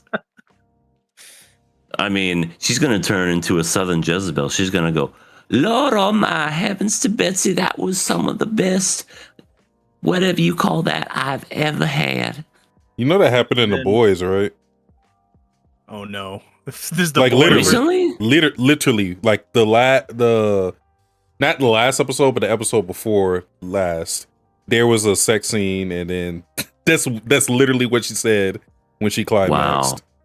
Heavens to Betsy. Yep. What is it? Is it that weird lactating girl? Yes, Firecracker. Oh, yeah, she's weird. I mean, it's. I only pictured it because she has a Southern accent. Mm-hmm. Yeah, I'll never forget some of those scenes. Ugh. I guess you could. Well, if she's lactating, you know what that means, right? No. You need to delete that. No, we're off this show now. We talked Listen, about everything. We got we got 2 more weeks for that soundboard, okay? Do we? I The give it 2 characters are weeks. gone now. Yeah, but I mean, just like in general, outside of the show, we got 2 weeks. Oh, and I'll probably God. delete it. Well, Fantastic. 2 more weeks of that, folks. we are moving on to our next show, which is EA's show. That's right. It is Daemons of the Shadow Realm, episode 4. And wouldn't you know it, this particular episode, we get to see more daemons that look like cute little cats and dogs. We get introduced to those. Yes? Wolf and Tiger. Wolf and Tiger. No, that's what they are. Wolf and tigers. I mean, like of course they're supposed to look like cats and dogs, but it's a wolf and a tiger because they had like the name thing that showed it. The wolf, aka dog, is an exceptional scout, while the tiger is like good at navigating GPS on a phone. Apparently, mm-hmm. They adapted to modern technology, but yeah, basically this episode was like introduction to that and the wonders of this is an apartment inside the castle. This is amazing. But Yuru didn't want to wait to see his sister, so he was just like, all right, I want to see Asa now. Left and right, we're like, sure thing, bud. And the other half of the episode was essentially just kind of like, we got to see these people's powers and see what they did with Jin and all these other guys. And, that was fun. That was a nice little rendition of what we can do. Their powers essentially, like the other Hitman or whatever, was a tortoise and the hare, again with the whole really fast, really slow and whatnot. And the anglerfish is Jin's, apparently. That's just his. Yeah. Damn. I was trying to think of the name of his. I know he called it so it's probably like love and something else. That's a part love of his. And hate. I don't think it's hate, but it's a possibility. But I'm assuming the I is the lore part of his power, or maybe it's just the big fish. That I think about it, because he has the big one and then he has the small one, which like stores all the stuff in there. Yeah, all the little guns. Yeah, and weapons. Yeah, it has a whole inventory. I don't know why. The bald guy was so funny to me, Akio. He's so cute. his face was so stiff. Like it never changed. Like left, like because he goes to attack left, and then left just like put someone like flips him, puts him on his ass, and the entire time his face is just. It never changed. He doesn't yell out in pain or nothing. He's seen some shit. He is locked in. He has seen some shit. He's like, this is nothing. I have been through worse. One thing that we saw this episode that I found interesting is we see, because we don't really have that much experience with the Daemons, at least how other people treat their Daemons, but we get to see what we expect to be like the norm of a Daemon relationship, which is supposed to be you're the master, you control them, your Daemons do everything to protect you. But with Yuru, he has a very casual relationship with them, one where they can move independently because he's self-sufficient and he doesn't treat the Daemons as if like they're his property or like his own, like an extension of himself, of like a power he wields. He treats them like they're his friends, you know, so he lets them move how they want to move. And because of that, they're able to catch the Kakamori clan off guard, because left and right when he because it's going way fast ahead. Jean has a great plan to catch Yuru, which is get a vial of Asa's blood, use the lore to disguise not himself but his Daemon as Asa, which, you know, Yuru falls for the bait. He gets trapped in the jaws of Jean's Daemon, and after that he's thinking it's checkmate, because he's thinking, okay, his Daemon is going to do anything to protect him, they're going to care about his safety to the utmost. But no, the Daemons are like, no, we're just going to fight through this. Like we believe in our master, and at the end of the day, you guys can't fight to your full potential if you have him trapped. So we're just going to fight. So yeah, that caught him real off guard. So I thought that was real interesting. Yeah, I thought that was cool too. Like they weren't even stopping, and the guy was just like, "Stop! What are you doing? We got this. You can't just keep going." He's like, "Watch us," and then they just keep walking and everything. It's also nice to see a competent main character. I mean, I get it. You have your main characters that are new, kind of wet behind the ears. Maybe they're a little inexperienced, and in this situation, he's very new to the real world. But when it comes to fighting and defending himself, he can stand on his own. And that's what he did this episode when he threw his sword out to help with Left, and she did her thing, and then she just chopped down the anglerfish's teeth. The anglerfish was just like, no, my mouth. The faces Left makes, like when she was getting pushed by the gravity, she just has her neck turned. It's real funny to me. It's like what we get with Fullmetal the Alchemist with some of the comedy. Yeah, she was getting weighed down, and poor Wright was getting his ass literally beat by the rabbit, just super quick. Yeah, that's a really cool power though. Weighing somebody down and having that, like that would be interesting to see how somebody, like if he used those in conjunction on one target, like there's nothing you could really do about it. You would just be like sitting there with pressure all on you, and then you just get mixed and boxed up by the rabbit. That doesn't sound like a fun time. No, not at all. Not at all. Funny part of the episode was before all of this, where Jean is trying to look for Yuru, and he's like, "Shit, I don't even know how this kid looks." And then they have to draw a picture, and it's Asa Gabby and Gabby's Damon, Gabriel, I think that's what they call him. Yeah. They all draw one, and then Asa is like, Asa loves her brother, so she draws like this. It's like how May would think about Al, where like or Ed. Originally it was Ed, because she had like this like Prince Charming version of Ed in her mind. So she kind of draws him like idealized, where it's like, yeah, he's so handsome and dashing. He's like, okay, that doesn't seem right. And Gabby's is just ass. It's horrible. It's like, no. I like. Oh, go ahead, see. Well, I was saying, speaking of Gabby, I got some alliteration. Gobbles got gifts while gaming. Gabby. My God. The apples.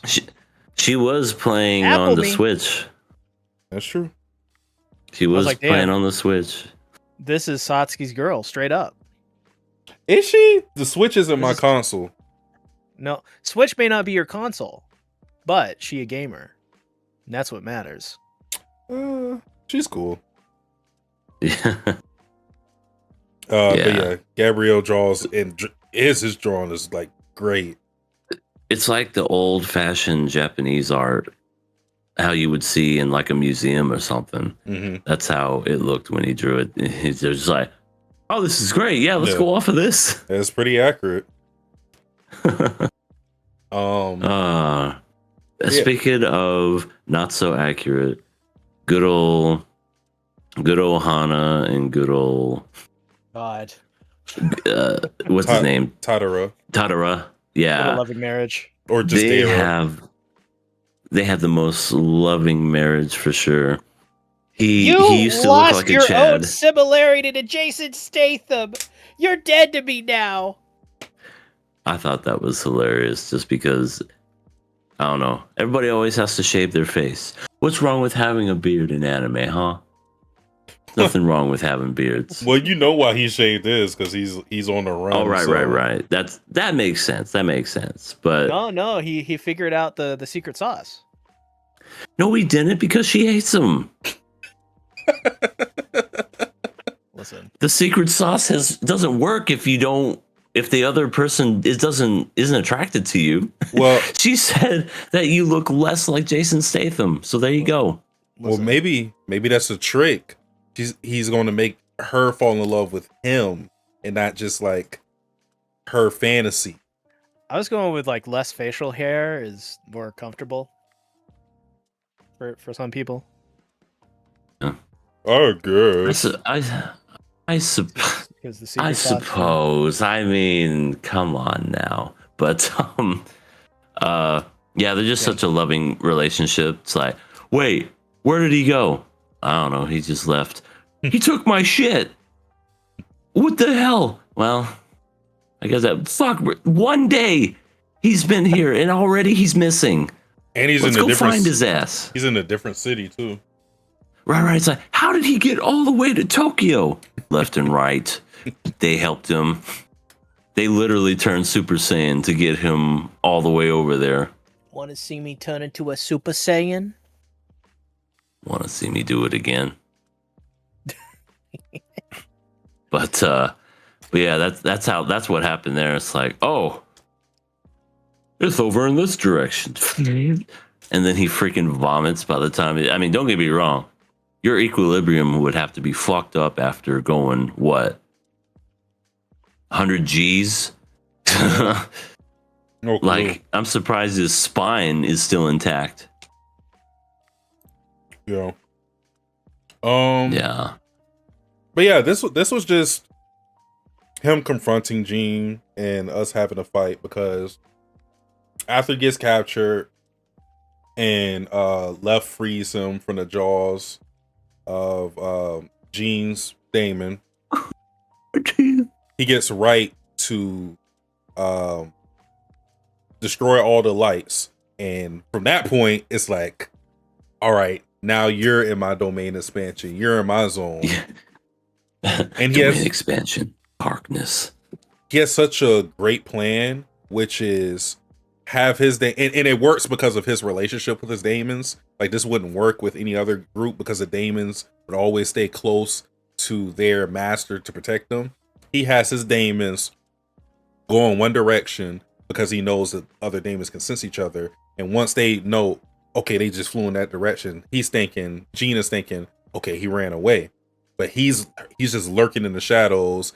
Because he hunts, he's accustomed to the dark and being able to utilize that. And he doesn't go for the kill, but he goes for the capture. And got his Achilles. Yeah, ow.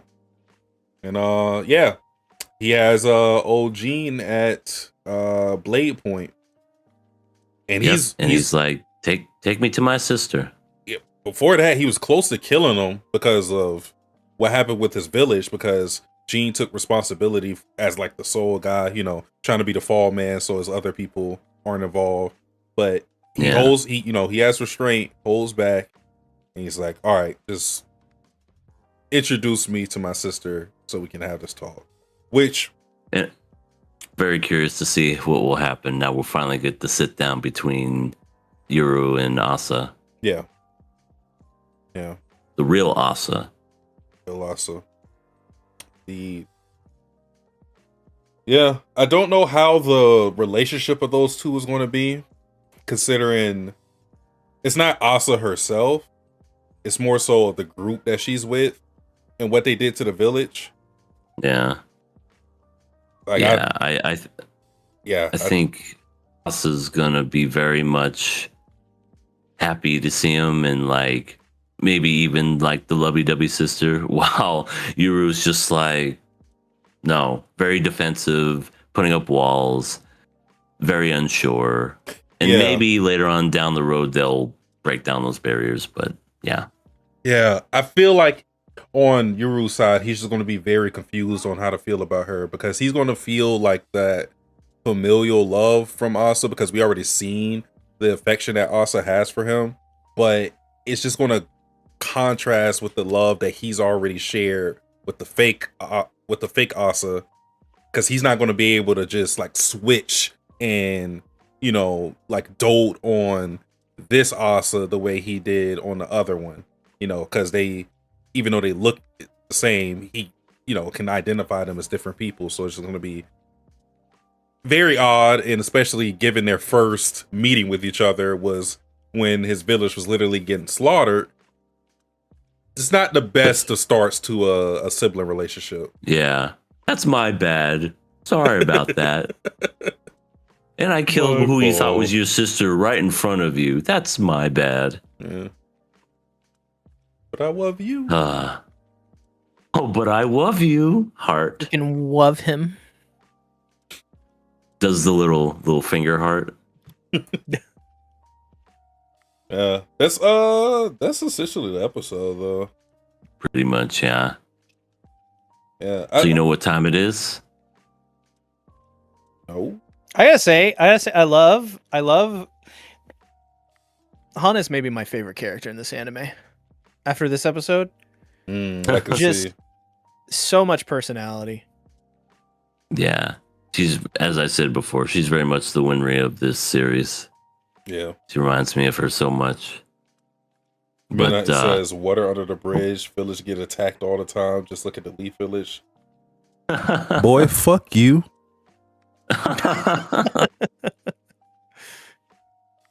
But I guess what I was getting at, that's the end of Daemons of the Shadow Realm, episode 4.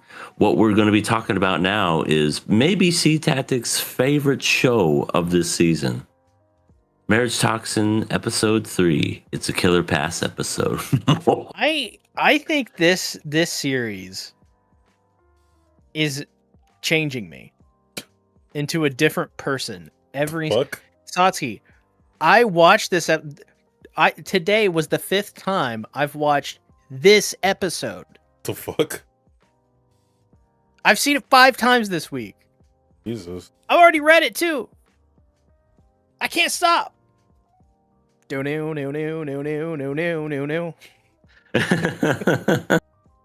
can't, like, it's so fucking good, dude. And I I would like to play another soundboard, if I may. You want to know why, Please. Daddy? Yeah. You want to know why? Why? Because I have thoughts of men. I mean, we saw this episode that May successfully seduced both a man and woman when they Yeah, were. That's so- true. Yeah.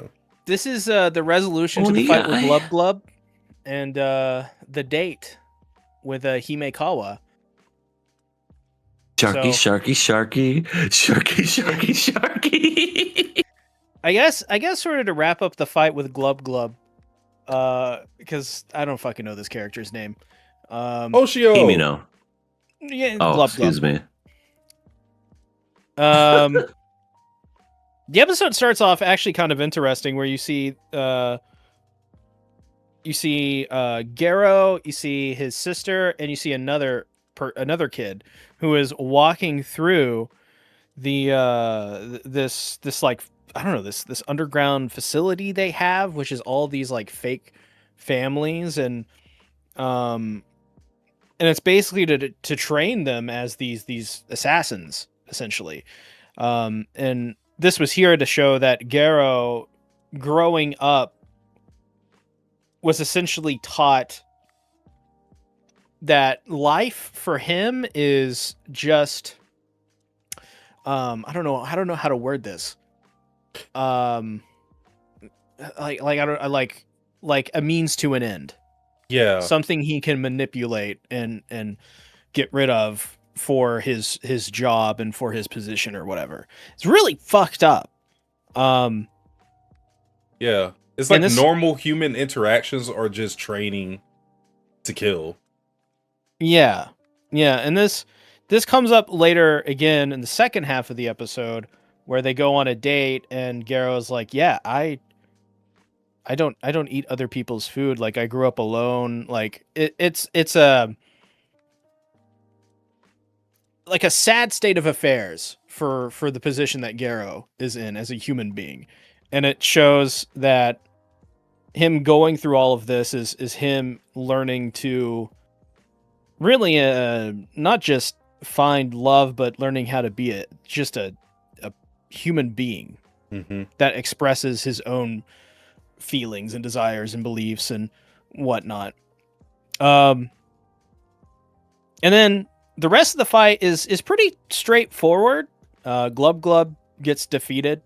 May is injured in the process pretty badly, which was very sad. Hate to see it. But Himekawa, what I thought was really cool about this fight is that Garo is like, I gotta like save Himekawa, and Himekawa takes the syringe and jumps down on top of Garo and is like, I don't need saving, buddy. I don't need a white knight. I'm good. I'm gonna inject you while I'm on top of you. Yeah, she had to straddle. Which I'm like, all right, okay, cool. I'm okay with this. Give it to me. Give it to me. Give it to me. You mean the needle, right? Yeah. The needle. Just inject me. Give it to me. Yeah. But I thought that was really cool. And then after the fight, so he successfully defeats Glub Glub and saves Himekawa. She's And kind is- of a and he- striker. Well, Garo then catches Himekawa and is like, "Oh no, I'm touching boob." And he's not. He's really not, honestly. Yeah, he was like, He's like kind of like like underneath it, like right here. yeah. He's Under boob. Yeah. he was just like subconsciously being very mindful of that. I mean, it's better than having the guys going. Yeah, True. I know. You're right. Like, what is Kirito. this soft padding that is squishy? God, is Kirito a vehicle for all the worst tropes? Yes. Not all the worst, but a lot of the common ones. Kirito and Something soft. Asuna together, they take up many of the awful, annoying tropes. But because of that, they were able to return the painting to the family. Painting of the mother, to the the child of the mother, and everyone's happy. And because of that, May's like, because Garo is like, Himikawa is like, you know what do you want to do? What do you want to do? You know, like, what you done here today is I have no money, so what do you want? And Garo's like, he just short circuits. And then May's like, yeah, let's all go on let's go out. And of course, May calls in last second. It's like, oh, sorry, I couldn't make it. Guess it's just you two. And so the two end up going on a date. Great wingman. Dude, May's fucking awesome. But yeah, and then at the end we get the setup for the next episode and the next gig, Shaka. which is the daughter of a CEO needs a bodyguard. So that's the next girl. But what do you guys think about this episode? I enjoyed the shark scene. The ridiculousness of like Himikawa's obsession with sharks. She has I'm guessing it's a pet shark called Chomsky. And Yes. they were riding that all the way back to headquarters, and they're just like holding on for dear life. And Himikawa's just like, that's good old boy Chomsky. He's a good boy. I love what she says. She says, "This is my shark bud. You know, it's my shark. That's my buddy. His name's Chomsky." And they're like, I think that's Holding on for dear life. I think that's a cool thing about the character Kyoko is just that she's kind of a dork in a sense, you know. So she doesn't usually when we get characters that are like, you know, they're supposed to be beautiful, they're supposed to be like intimidating for the other guy, but I feel like she was really down to earth. Like you could see she's how easygoing. Yeah, you could see how her and Garo could be a thing. It didn't seem like very far fetched. It seemed Yeah, pretty convincing at some points, actually. Oh, absolutely. She had the thoughts in her head after The twist he thoughts? gave her not those kind of thoughts. I'm talking about when he gave her compliments and said, you know, that, you know, the fact that she had been doing all this stuff for so long and maintaining everything that she had was amazing. And that made her drop her fork, shed a tear, and the one thing that came to her mind was a wedding dress. Almost as if she was saying, I'm worthy of this. And I think I found somebody to share that with. But, you know, that's when Garo was just like, yeah, let's just be friends. Let's just be friends and not go for the whole. I mean, hell, he could have even said girlfriend right there, and he probably would have been fine. Don't go for the full marriage thing. Like, just say girlfriend. But he just wanted a friend. So I like Yeah, that. I love his. I like his the reasoning was behind. fantastic. Yeah, for Yeah, sure. you go, Satsuki. I 'Cause talk he- all the time. You go. I mean, he just doesn't have like the human connection to even make that jump, I feel. So he has to start slow with everybody he knows. So he isn't well adjusted enough for a relationship, and he knows that. So he wants to build up to something like that, which I think is, yeah, I think that's right. It is. It is. I think it's like I said to EA, I was like, when Garo gets serious, he like that's when his charm always comes out. And he was like, yeah, Garo should just be serious all the time. Like yeah. Because like when he's trying to be anything but himself, or when he realizes the gravity of the situation and he puts too much on his shoulders to bear, he just sort of cracks under the pressure. But I think it was really cool that he's just like, yeah, I think we should just be friends for now, and let's just, you know, let's build a relationship together as friends first. Which I think it's just the right call. And I mean, you're right, EA. Like he could have just said even girlfriend, and I think she would have went for it. And I think Oh, for sure.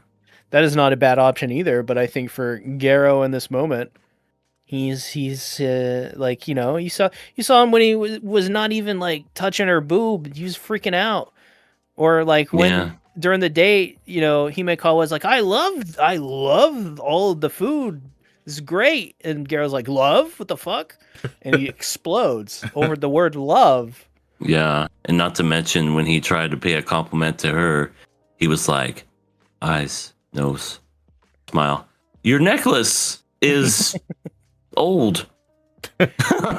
Is it the keepsake? And I love her answer. I got it as like a bundle at a flea market with a humidifier. May's like, oh fuck, damn it! You're ruining it. And yeah, I love how May was also trying to give him all this advice. She's good at that advice, by the way. I mean, for being a marriage swindler, it definitely makes sense. And you know, you said it earlier, see. He won over a dude and a woman in the same sentence, in the same time frame, whatever you want to call it, and had both of them laying on their laps, and was just like, you know, while doing all this, while helping them out, and he's like, and the other girl's like, it was great. I loved it. May's, you know, like they just have so much chemistry together, and May's like such a like he pushes forward the plot a lot, and he acts as this like agent of not like sometimes chaos, sometimes not, because sometimes Garo is that. Sometimes Garo surprises May. Which happens on this date when he gets serious. Because May's like, oh god, friends, what are you doing? And then he starts explaining himself. And May's like, wow, that's actually, holy shit. Mm-hmm. Smooth as butter. Yeah. He's the Riz Lord. We have Deathstroke Fanboy in the chat who at C and said, you should do a video on what happened to Rize during the Chainsaw Man story and a future potential storyline. And then we also have Lycos in the chat who says, greeting mortals, how y'all doing? Liking a romantic anime. Fun. Yeah, welcome in Lycos and Deathstroke. Listen, Lycos, the only thing I have to say to you is this. You want to know why, Daddy? Yeah? You want to know why? Why? Because I have thoughts of men. Oh, speaking of that, we saw May. Speaking of that. Also about the Chainsaw Man thing. I'm actually working on that right now. Just not exactly how you said it, but I am working on a thing for Reze. Well, there you go. Heard it here first. Yeah. But we saw May thank Garo for giving him the money to save his brother, which I thought was a heartwarming scene. Yeah. Had all the Was pictures. heartwarming. Yeah. It was cute. And we also saw May at the beginning of the episode too. When we saw the human zoo, we saw like a younger May with his brother. Really? Mm-hmm. Yeah. In the zoo? In the human zoo. That was the very first scene. Where she was like, you didn't wake me up. Right? Is that there? No. Damn it. No, that's some rando from with some other toast in her anime. mouth. Yeah, she had the toaster in her mouth. You silly, you don't have school today. And they go, ha ha ha ha ha. It was like a sitcom. I love you guys. It was in that same, like in that scene, but you saw a younger May in that. I'll post a screenshot. I'm sorry. Yes, please. Thank you. But yeah, C already mentioned it, but at the end, May set Garo up with another girl, so he's going to get some experience. He may not have a girlfriend now, but hey. Listen, it's funny because he thought he was cheating, and it's like, you're not cheating because you're not dating. It's just getting to know people. Yeah. Oh yeah, when May's like, hey dude, listen, you're friends. It's okay. Like, and I love his reasoning too. His reasoning is basically just like, hey Garo, like, You gotta like befriend more people to understand women better, which is true. I gotta talk to Yeah. women and know women. What the? Yeah, you like you Who can't. made up that rule? What a Yeah, ripoff! you just got to talk to them and get out there and be yourself and all that stuff. But the next girl, let me tell the next girl. Oh my god, she's great. Okay, here you are, EA. Give me. All right. I was gonna say while you're searching that up, oh yeah, wow, he was even feminine when he was a little kid. Wow. Okay, I see it. But what I was gonna say is, you know how you announced whoever it was. I don't know if it was you or C, but the English dub, it already came out. And I heard Brittany Karbowski as May. She's perfect. It's Brittany Karbowski. She's The first And episode all is of everything. dubbed. Yeah, and I heard her and I was like, oh yeah. Yeah, this dub's gonna be great.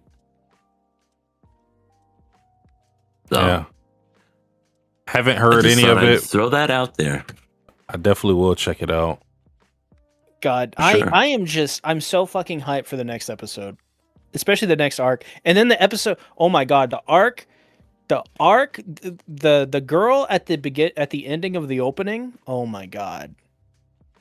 Oh Webster. my god, she's so great. She's amazing. You guys will love her. I can't wait.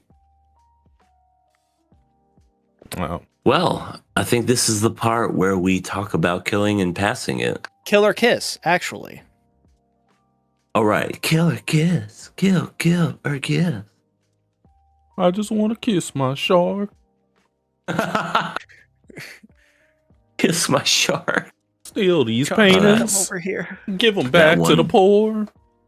That one dude was a little too much into it when he was a shark and pretend to bite Giro and it had ketchup and everything. Wait, I Dude, that would have was been great. like, dude, get the fuck off me. we didn't.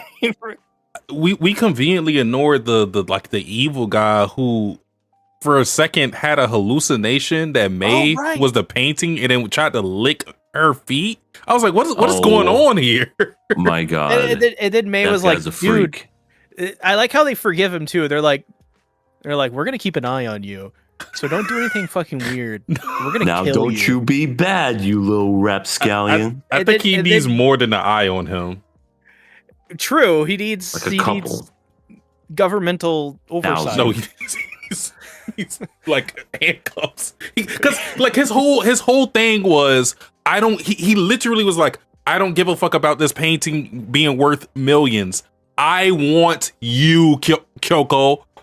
Huh? Like he wanted Kyoko as like a human slave. I don't think this is the guy to be Satsuki. rehabilitated. Satsuki, water under the bridge. Let's let bygones be bygones, okay? Look, Giro said so. I'm cool with it. Our old enemies are our new friends. Okay. I love how May's like, listen, dude, your normal legal stuff is pretty good. Stick to that.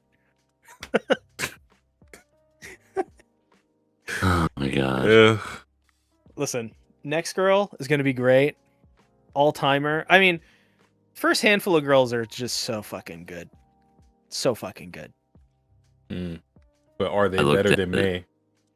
me? I want to say, are they better than Candles with Cake? No, none of them are quite well, actually. Hamster Girl is pretty great. I'm not gonna All right. lie. But All right. in terms of candles and cake, May is at the very tippity top. With her tip.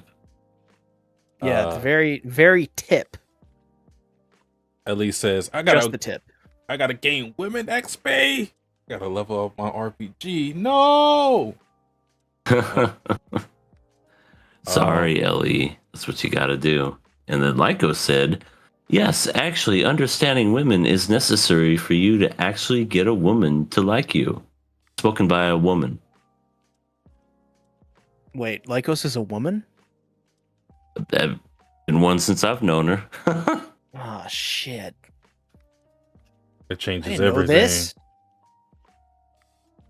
Well, this is awkward. Well, Thanksgiving's gonna look real weird in the future. Anyway. killer kiss, guys. Choose wisely. Well, I think I already know what C's. I think I already know. Yeah. I can hear it. Oh my god. That's a He's doing kiss a if little I more ever than heard kissing. one. He's doing more than kissing. Oh, it's like. Oh, hold on. I mean, listen. Like the SpongeBob. Oh my god. Hey man, that's not cool. Oh, that was hilarious. SpongeBob has so many classic scenes. It really does, especially the first 3 episodes or seasons are just gold. Yeah, Marriagetoxin is probably a big surprise of the season for me. I didn't know what to think. I definitely thought the whole, oh, I'm a guy thing. I thought they were going to lean heavy into that. And even if they did, it's not like it would be like a deal breaker for me, but I like how it's more of a rom-com where May is trying to get Giro set up with all these other women, and all these other women are just so unique and whatnot. And the comedy is top notch for sure. And this is definitely one of the more bigger surprise episodes of the season. So for that, I'm gonna kill it. Take it away, Satsuki. Shit! Wow, he just putting all the pressure on me. Yeah, I think this is an easy kiss for me. Yeah, I'm kidding. I actually want to kiss it too. I'm not gonna kill it. See, he's a tsundere. Got him. We got him. Guys. It's not like I wanted to kiss it or anything. No. Whatever that is, no. But yeah, great action. I love the characters in this series. And like EA said, the romance in it is also good.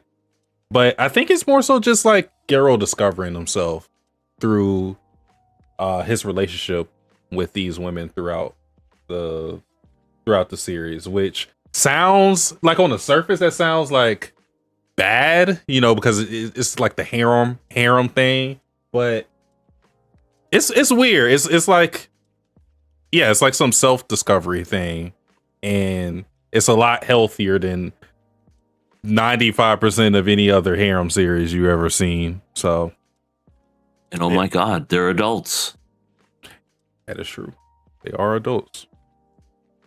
But with that, this show is past, and we will be talking about it for another 3 episodes. I guess you could say, Come, daughter, it's milking time. They heard that on the past screen. Way to go, genius. You're hearing all of this, actually. All right. So that is it for Marriagetoxin. We are moving on to our next show of the night, Akane-Banashi, episode 4. This is I like how it's still say Belina. Yeah, I mean, we're too lazy to change that at this point. It's been Sabelina this whole time. Yeah. We had your spirit while you were gone, sir. It's crazy. I feel like I've moved so far away from say Belina jokes. But I mean, May is going to be the next person in the middle. Could be a good one. But yeah, this episode is all about Akane applying her training from last episode into her performance in this episode. And this time she is in front of old people again at a nursing home. But this time she is a lot more prepared. She uses a technique called a Marika, where it's just small talk, getting the audience to warm up to you. You're just making people feel good. How you doing? Yeah. How many people have a daughter? Granddaughter? Oh, you don't look a day over 85. Yeah. Which yeah, it puts you in a good mood. Because your jokes can be good, but if your mood isn't good, it's just not going to land with you. That's literally It's- just the case. It is this art form's version of the secret sauce. I mean, yeah. In a way, yeah. Yeah. She went to learn about the sauce.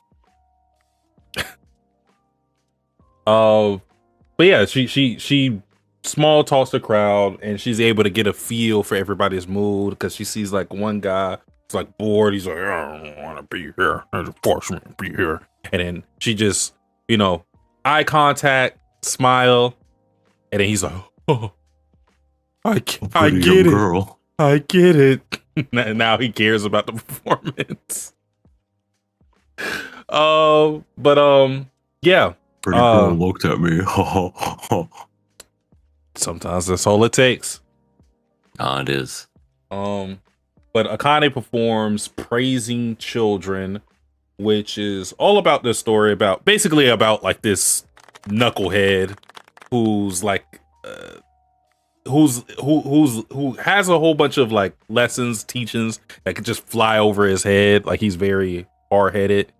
Yeah. The story itself isn't important. It's more so like what Akane derives from it, which is her relating to that character, her being very tunnel vision and understanding the error of her ways and using her experience to relate to that character to bolster her performance, which I thought was pretty great. But what if they're 30 years old? Well, then you say they're 25. What if they're 50? You say they're 40. And it just kept going up and up from there. What if they're To the 1 point where years old? You can't go any further than that. Yeah. No, that was pretty sweet just to see everything that she had learned from that whole, I guess was it like a week when she was doing that whole job? Mm-hmm. Yeah, she spent that whole week learning essentially like the basics, like any old shonen, like any old training montage. You learn the basics because the basics are the things or the fundamentals. That's the stuff that'll make you better in the long run. It may seem stupid and it may seem not as important or useless, but even the greatest of boxers, still remember the basics. Just to keep your arms up. Always keep them up. The minute you bring them down, you're fucked. Yeah, it's keep like, I mean, that's a good analogy because like especially as a fighter, you want that knockout punch. You want like this. You want a counter punch. You want something to call your own, to like impose your will, so to speak. But without those fundamentals, you won't even get to that point. You won't even be able to set yourself up for those big techniques, because if your footwork is ass, you can't move your head. You're not learning how to slip punches. If you don't got those fundamentals, you don't got anything to fall back on. Yeah. Yep. That's essentially what she did, was take everything that she learned and became better because of it. And it's thanks to everything that she learned and because of her, not sensei, but just like the one who's teaching her, Kyoji, essentially. It's all thanks to him. What would he be called? Senpai. Senpai. I mean, they did kind of say it in the episode. Sorry, go ahead, see. I love that, and I love at the end she's just like, I gained perspective. Thank you. And I think that's so cool because there is this flashback where is her father or whoever it was, I can't even remember, who was encouraged her. It was Shiguma. It was her master. Okay. I love the like, go out and experience life and fail and succeed and just experience, because if you experience, you as an individual will be better in all things that you do, not just one thing or the other. It's just the more life you live, the more confident you are, because all these different experiences have value, even if it's failing flat. And that is where the fundamental talk comes in, though, and that's where like you guys are totally on point when you say that. Like it's one of my favorite things, because I've been doing content creation for 15 years now, and when you do that, you have to do the fundamentals constantly, because if you don't, you got nothing. As a guitar player, I've been playing guitar for 15 years, and over 15 years, a little bit more than YouTube. And actually way more than YouTube. I've been playing for more than 15 years, almost 20 years. It'll be 20 years in 2029. I've been playing guitar. And while I'm not necessarily right now doing all the fundamentals, I'm not that into my guitar playing right now. It's on the back burner. And one of the things I always do when I play guitar, the first things I do is I play the pentatonic scale and its different variations and shapes, because that's a fundamental thing I learned. It's one of the first things I learned, and there's not been a day where I've picked up guitar where I haven't done it.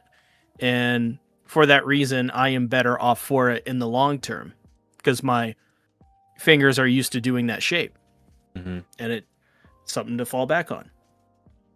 Yeah. Nice. Yeah. You gotta set the foundation, because when you don't have that foundation, what ends up happening when you build up like these techniques that aren't a part of the basics, you just become like a gimmick. And once that gimmick doesn't hit, then you're kind of screwed. No substance. Yeah. None. Yeah. And back to the Shiguma thing. That was an important lesson for Akane to learn, especially at that age, because you want to teach kids that failing, you don't want kids afraid of failure. Because agreed. That's the time where you're supposed to fail, because that's the period where it's the easiest to bounce back from, because you don't want a situation where you experience failure, heartbreak, or wherever it may be in your adult life, and because you don't know how to bounce back from it, it crushes you. So these are the times where Akane isn't supposed to be the best. She wants to be the greatest Rakugoka of all time and avenge her father and everything, but it's not going to happen in one day. She has to bomb with the crowd. She has to learn what works for whatever situation. It's just a part of the process.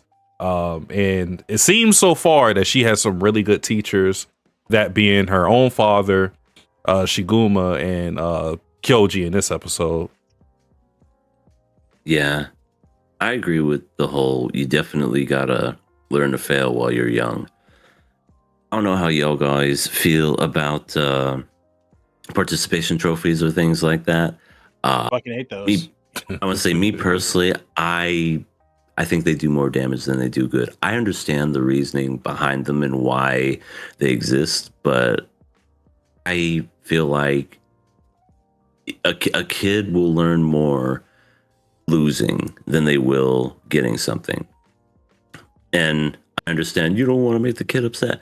Look, I had all those moments where I've had my heart ripped out because I'm an Arizona Cardinals fan, and I know exactly what it's like to root for a team that you feel like is never going to win, or hell, any Arizona team for that fucking matter. You just root, and then you just get squished. And same thing for playing sports or whatever. I played dodgeball, been playing dodgeball for many years. I have had my ups, and I've had a lot of downs. And it's only because, well, I mean, I had to get better. I was never going to stay the same and be the same crappy person. I had to get better with age, and, whether that age stops me before I get better or vice versa, it's one of those things where, you win some, you lose some. And I feel that's the more important thing, is like, because I agree, if you learn that no matter what you do, you're always going to win when you become an adult, and then you go into the real world. You graduate high school, and then you get a job, or I don't know, you in college or something, and then you realize, well, everything that I learned growing up is a lie. That's not how the real world works, and that's why I can't stand those participation trophies. It does more damage than good. Sure. Yeah. Especially within that certain context of the participation trophy, I think it's almost setting up someone for failure, because kids are human beings. They're not like these alien creatures, they have dignity just as much as any human being does. So they have to be a human. You just have to guide them. And it's a classic over parenting. It's classic overstepping into the realm of parenting on the part of society as well. And I could say that what you guys are saying is true, because I've experienced the opposite of that, where in my family growing up, I was coddled and kept away from things like failure. I was always given the participation trophy. I was always told that I was special and unique. And the reality of that is one, I never believed it when I was a kid. My perception has always been quite good, because I learned early on to be untrustworthy of other people. So it's very weird. My parents were like trying to do the participation trophy thing to me all the time, but I learned the lesson before they were like the most important lesson, which is, like all that stuff is a lie, right before they started to do that to me. So it never really fully landed with me, but it still does this day. Some of the things do come up and I have to work through those things. It slows down your progress tremendously. So you guys are on point when you say that. Or moving on, Ellie says failure is how we grow. In my Sephiroth voice, I would never be a gimmick. I would like my best chatter trophy. I haven't really done much, but I want to feel appreciated. Midnight says Paizen. Ellie, you're appreciated. There's your trophy. You happy now? You are appreciated. Nah, I'm paying him $20 for me to say it. I just want you to know you are appreciated. He said he hated me because I love Himino. Well. Oh. Well, he may be right. I get it. Well, anyways. Deathstroke says one more thing. If Rise were to return to present. Oh, hold on. Let me vet this. Because change. You haven't seen the movie, right, EA? No, I have. Oh, yeah. I've seen the Rise arc. Okay, he's the one that showed me. Okay. I have a good movie. I have a fun fact, Satsuki. I have a bootleg Blu-ray of the Rise arc movie. It's really cool. Like it's good quality. Like a CD or a DVD? A Blu-ray, like wow. Okay. A bootleg Blu-ray. It is really horrid quality in terms of like the case and the print. It's really funny, but it's a Blu-ray rip, so it's a Blu-ray. It's a Blu-ray quality, but yes, I have seen the movie. Good movie. But yeah, he said if Rise were to return to the present Chainsaw Man storyline, how do you guys think the interaction between her and Denji would be like? For example, will he forgive her? I've read Chainsaw Man a long time ago. I don't remember much about that arc, so I can't say anything. I want to give spoilers for part 2. I was gonna say I wouldn't know. I'm out of the loop. Or what's happening in the manga. EA has not read the manga. Satsuki's not caught up to the manga. Hasn't even read part 2. So don't say too much. But I will say where we're at currently after the anime and stuff is I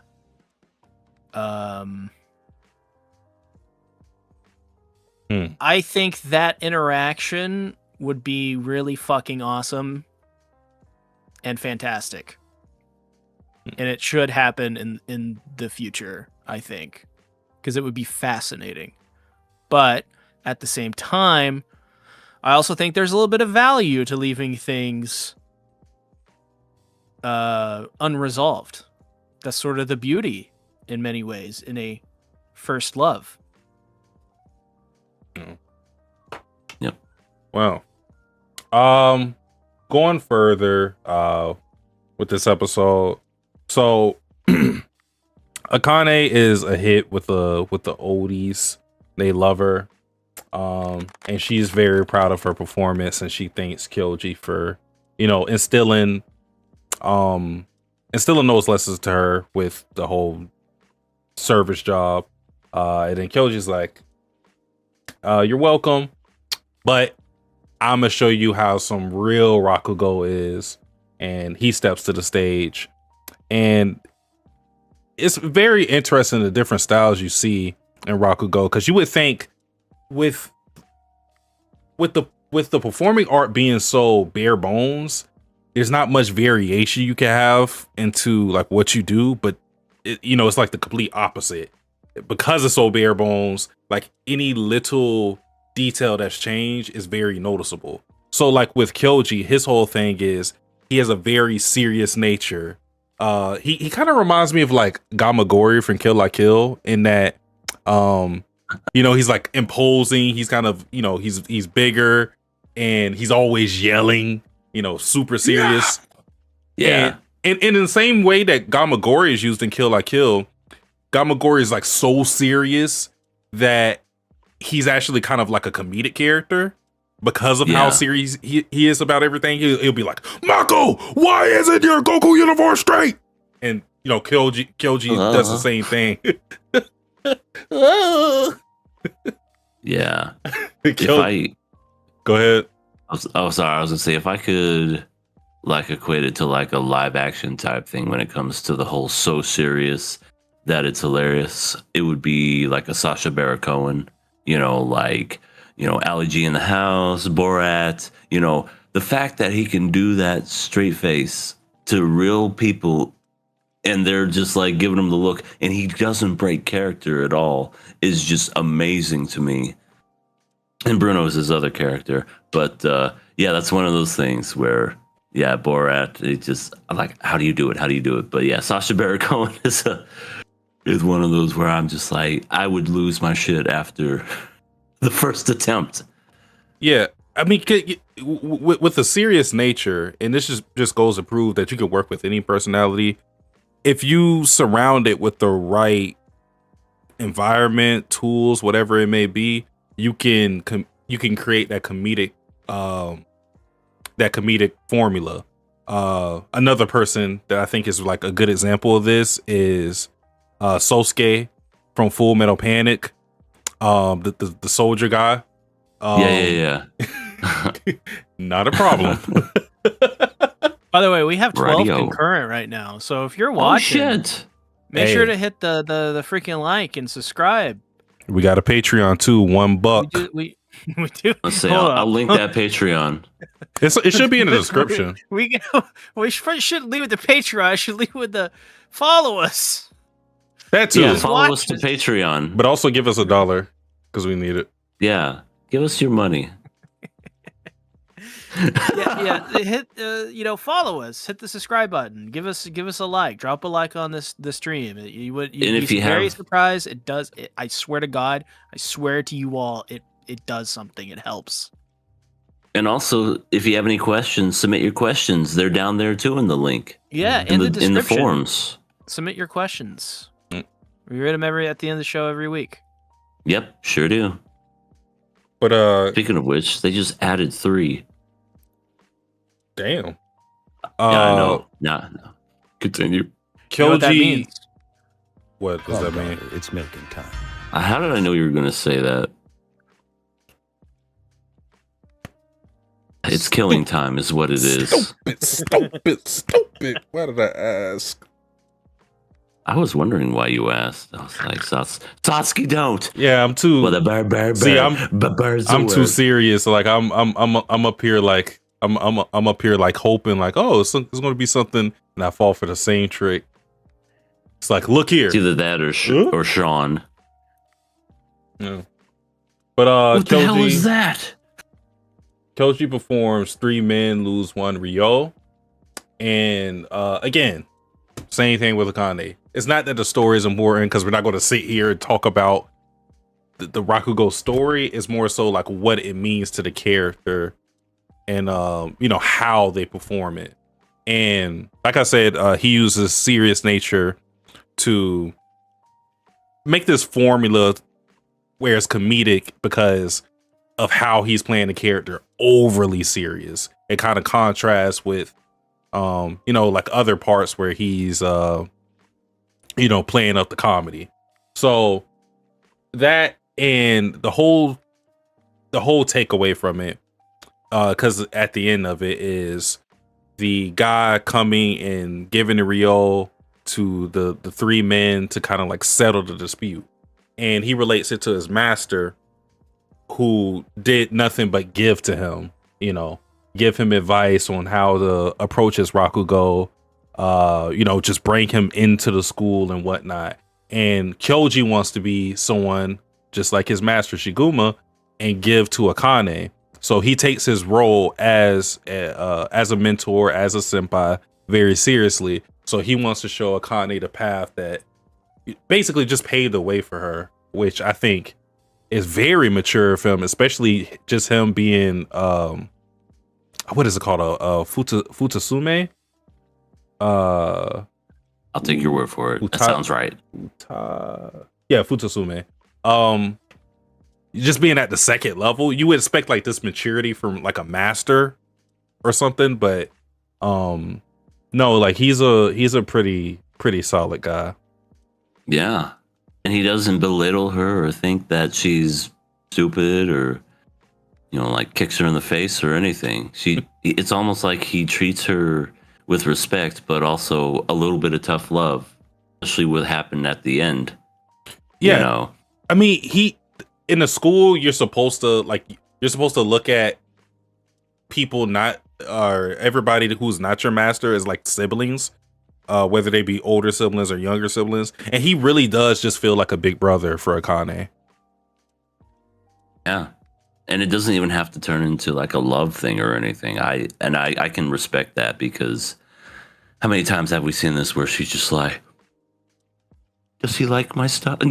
No, it's like a big brother, little sister thing. And I'm just like, sometimes it doesn't call for the romance stuff. Sometimes it's cool to just be friends and be the opposite sex. Boo. Not real. Not real. Guys or girls can't be friends. Yes, they can, you stupid Redditors. It happens every day. But yeah, the end of the episode is Kyoji just screaming at Akane for not taking her midterm seriously. She really doesn't give a fuck about school. She wants to do this Rakugo stuff. Yeah. And that's when he was like, oh, what did I tell you? I said the first thing you gotta do is you gotta respect your school stuff, and you're gonna go ahead and do this shit. As his head gets giant and the body gets small. Yeah. Yeah, he just he just let her have it, but it all comes out of love. Right, C? The things I do for love. You have that soundbite. You could have just clicked it. Oh yeah, sorry. Isn't that from Courage? Listen. The things I do for love. Yeah, that is from Courage. Shout out to Courage. Stupid dog! You make me look back. And then he gets hit by Muriel. What did I do? Our relationship is so toxic. I know. My neighbor is literally that old man. Is Eustace? It's literally him. It's so funny. But it's, I know it's a toxic relationship, but I know so many old couples that's their relationship, where it doesn't even have to be old, but I usually see it in older couples where it's just somebody's just an asshole the whole time, and then the wife's just like, shut up, Eustace. So, you know what's really funny about them? My neighbor, that my old man Eustace neighbor, he's always lived. He was a friend of the previous owner of the current house we currently live in, that we moved into a couple of years ago. That guy died. before, like a couple of years before he died or whatever, he was like, all of my friends, I have properties, and he gave away all these houses and these properties he had in the neighborhood to his friends. So the people who now live in the neighborhood are all of his friends, and we live in this guy's house. His wife didn't want to live in this house anymore. I guess sold it to my parents or whatever. And then get this, moved in with that guy. So they're like some weird couple thing, or he only died 3 or 4 years ago. Weird. It's strange, very strange. They're happy though. What did I do? Hey, as long as they're happy, that's all that matters. Yeah. I think that's it for this episode, though. Is that it for Akane-Banashi? God damn it. You just have to tarnish it every time, don't you? See what you did to Sasuke? Sasuke, there. It's okay. It's okay. Here's some head pats for you. Listen. No, I ain't listening to you. Save him. I did. I saved him because of your ass. He was going to send you a pizza, if you know what I mean. Yeah. Oh, no. Forgot about the pizzas. Haven't ordered one in a minute. Joe Biden's right outside looking for ice cream. Watch out. Hide. Where is he? You just see him out in the distance. It's just really faint, but it's just... Sounds like a creepypasta. Just a scary Joe Biden looking for ice cream. Oh, man, Biden, go home. You ain't welcomed here. You're lost. Ick. Wow. Joe Biden has goodness. Gekomon with him? Apparently so. Wow. That's his e-pulse. We have one more show tonight, ladies and gentlemen, and that is none other than Witch Hat Atelier, episode 5. Last episode, oh my god, yeah. Last episode was Everybody Hates Coco, and this episode is Everybody kind of likes Coco. I don't know. Everybody has learned to appreciate Coco. Yeah, they're in love with the Coco. Except for a god, she's still her. Oh, she's a Sindura. She's 100%. Well, I mean, sure, yeah, it's a great idea. Let's do it. Let me tell you, Riche's VA in this dub is so fucking adorable. It's my daughter. Yeah, she's just got that very calm demeanor when she talks. She's just like, I found it. I'm sneaking into this. What was it? Clouds. I'm sneaking into this cloud here. Sneaking in. She's super chill. I love her accent. Yeah. So adorable. Yeah. Like they obviously they all have very unique personalities. Like Tetia's super upbeat. A god is super opposite. And then Riche is like super upbeat. Down there, and then Riche is like, more neutral. She smokes pot. I mean, no, she doesn't. No, she doesn't. She's just calm. She's making sure. Oh, because you're her father, so you know if she is or isn't. Yeah. She don't need it. No. She's high on life and magic. Tetia, or I guess the Coco opens up to Tetia because she still feels bad about what happened last episode. And she gives her the coat, and she talks about her insecurities as a witch, but she talks about how like wearing that coat and feeling like she's a witch gives her the courage and the strength to move forward. Again, just open up to Tetia, and that makes Tetia feel bad for how she was treating Coco, even though she didn't say anything out loud. She definitely was being very judgmental of her and piling on to the hate that she was getting. So Tetia apologizes, Coco apologizes, and they make back up. And Tetia talks about a spell that she really wants to create, which is a spell to sleep on like an actual cloud. And she hasn't perfected it right now. It looks like it just looks like bath bubbles all around her. But it looks comfortable. I'm not gonna lie. Yeah. It does. It's like a giant beanbag or something. Yeah. So yeah, she creates that, and Coco tells them where the casting seal is at, because originally a god wants to fight against a dragon, use a big fire spell to possibly subdue it and find the seal and destroy it. Coco astutely states that, yeah, your fire spell didn't do anything. It kind of just like annoyed it a little bit, so it's not going to just sends its talons. Yeah, it's like when the Kagomori clan tried to shoot left and right with their guns, and they just went. What is this? This tickles me. So yeah, Coco's like, no, that's not a good plan. And this is kind of like a microcosm of just why I like the magic in a series like Frieren and why I like the magic in this series. I'm gonna say this probably like a million times while we cover this, but a lot of times magic is just used as the combat system, which it's the combat system in this as well. But magic, I feel, should be used in like the creativeness, and it should be like awe-inspiring, but it doesn't feel like that in a lot of shows because it's just the way to fight.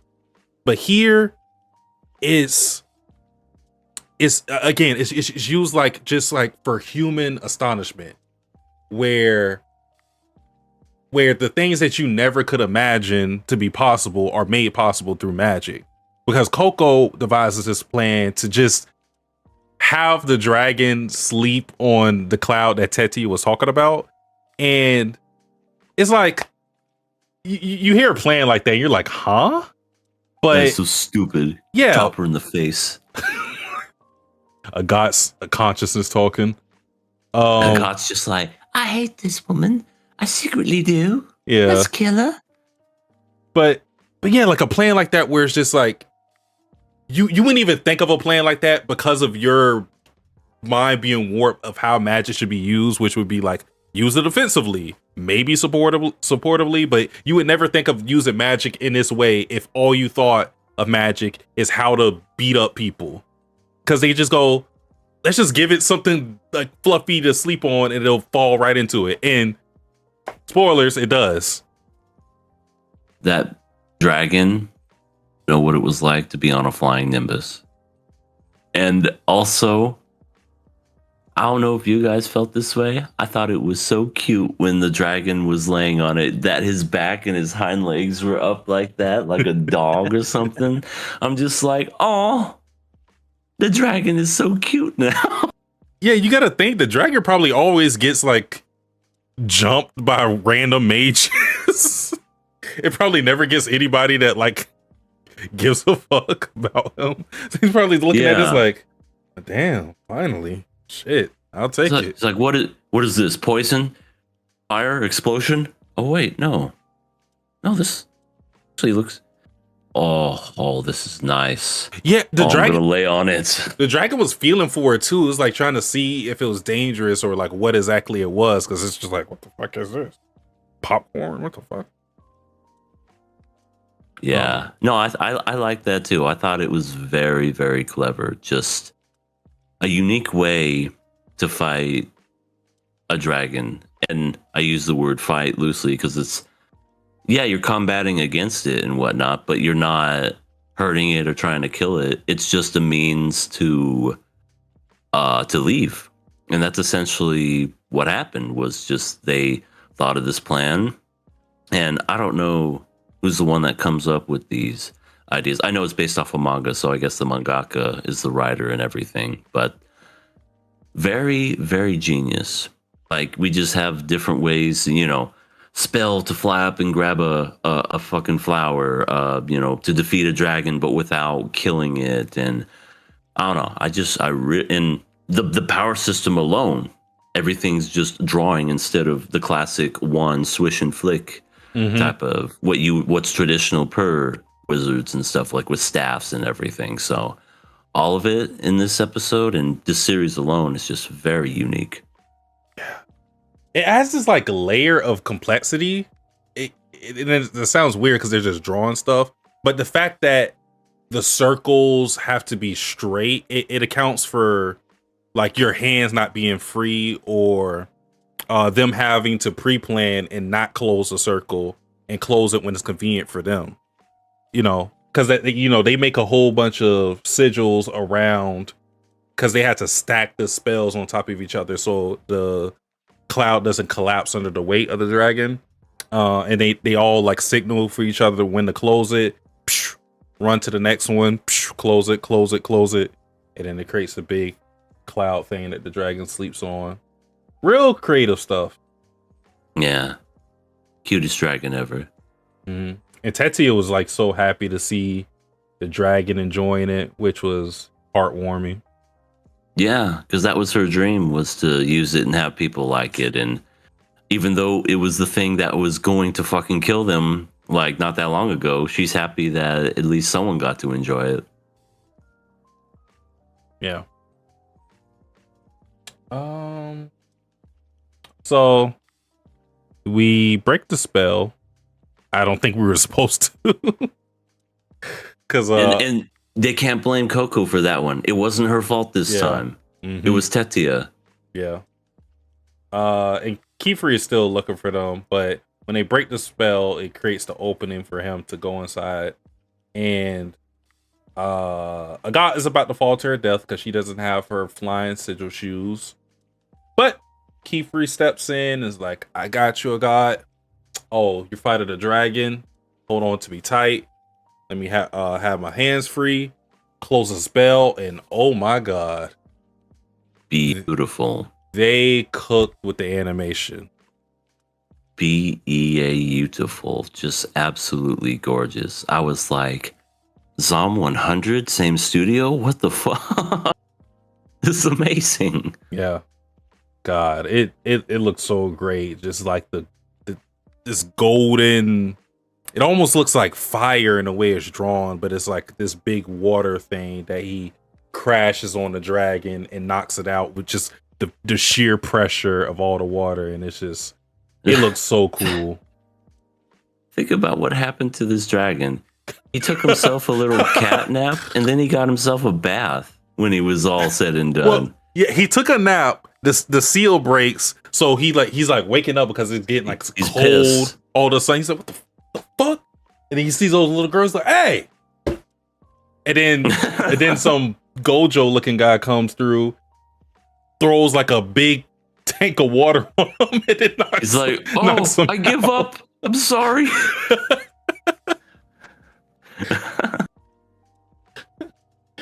Oh, that was funny. That dragon has been through a lot in one day. Yeah. At least he had his like 2 minutes of a sound sleep. Yeah. He had his little cat nap. Then we see the brim hat guy like thirsting over Coco. I don't know what you want to call it. He's just like, Coco. Yes, Coco, the seed that I planted, which sounds very wrong. The seed that sounds I planted, very wrong. Yeah, the seed that I planted, evil. But like in his like evil ramblings, he's saying like, I can teach you more than Keyfree could ever, or whatever. So, my god! And then like the end of the episode, Keyfree gets the old guy to investigate the sigil, and old guy's like, sure. Well, wonder what the knights are going to think about this. He's like, if you snitch, something's bad's going to happen to you. you know it was serious too because the music cut off as soon as he did that. Yeah. Like, it was a wholesome moment. Everybody's back. Everybody's safe. La, la, la, la. I'm going to tell the ministry about this. You tell the ministry about this. You're fucking dead. I don't know, guys. What the fuck did I do? Oh my god. But yeah, it makes you think, like, is Keyfree really a good guy, or is he like just taking this thing so personal with the brim hats that nothing else matters? Because I asked a similar question when we covered the first 2 episodes, because he has this moment where when he saves Coco, I forgot who he is talking to. But he basically implied that he was using Coco to find. No, actually, I think he stated that to Coco himself that he was using Coco to find the brim hats since she had a connection to them. Because originally he was going to just erase her memories, but when he found out about her connection to the brim hats, them giving her that book, he was like, okay, you'll be useful. So then and there, Keyfree wasn't like the happy-go-lucky Gojo look-alike adoptive father. You know, it was kind of like, kind of look at him sideways a little bit, but he seems decent enough. But then you get this episode and you're like, I'm not sure anymore. Oh, yeah. Yeah, that made me look at him in a different light. I was like, this guy's secretly evil? The Is fuck? he grooming these girls? Yeah, oh my god. That would be even worse. Not only is he evil, he's grooming the girls. Is he more Gojo than we think? What does that Gojo mean? doesn't groom. Listen, When did he ever do that? I'm gonna say it right now. Oh Keyfree god. Allegations. Okay. Gojo, you know what Gojo is? A Keyfree ripoff. Wow. My grandma could be Gojo and she's dead. Damn. And the JJK hate continues. Yege is going to give you a call one of these days.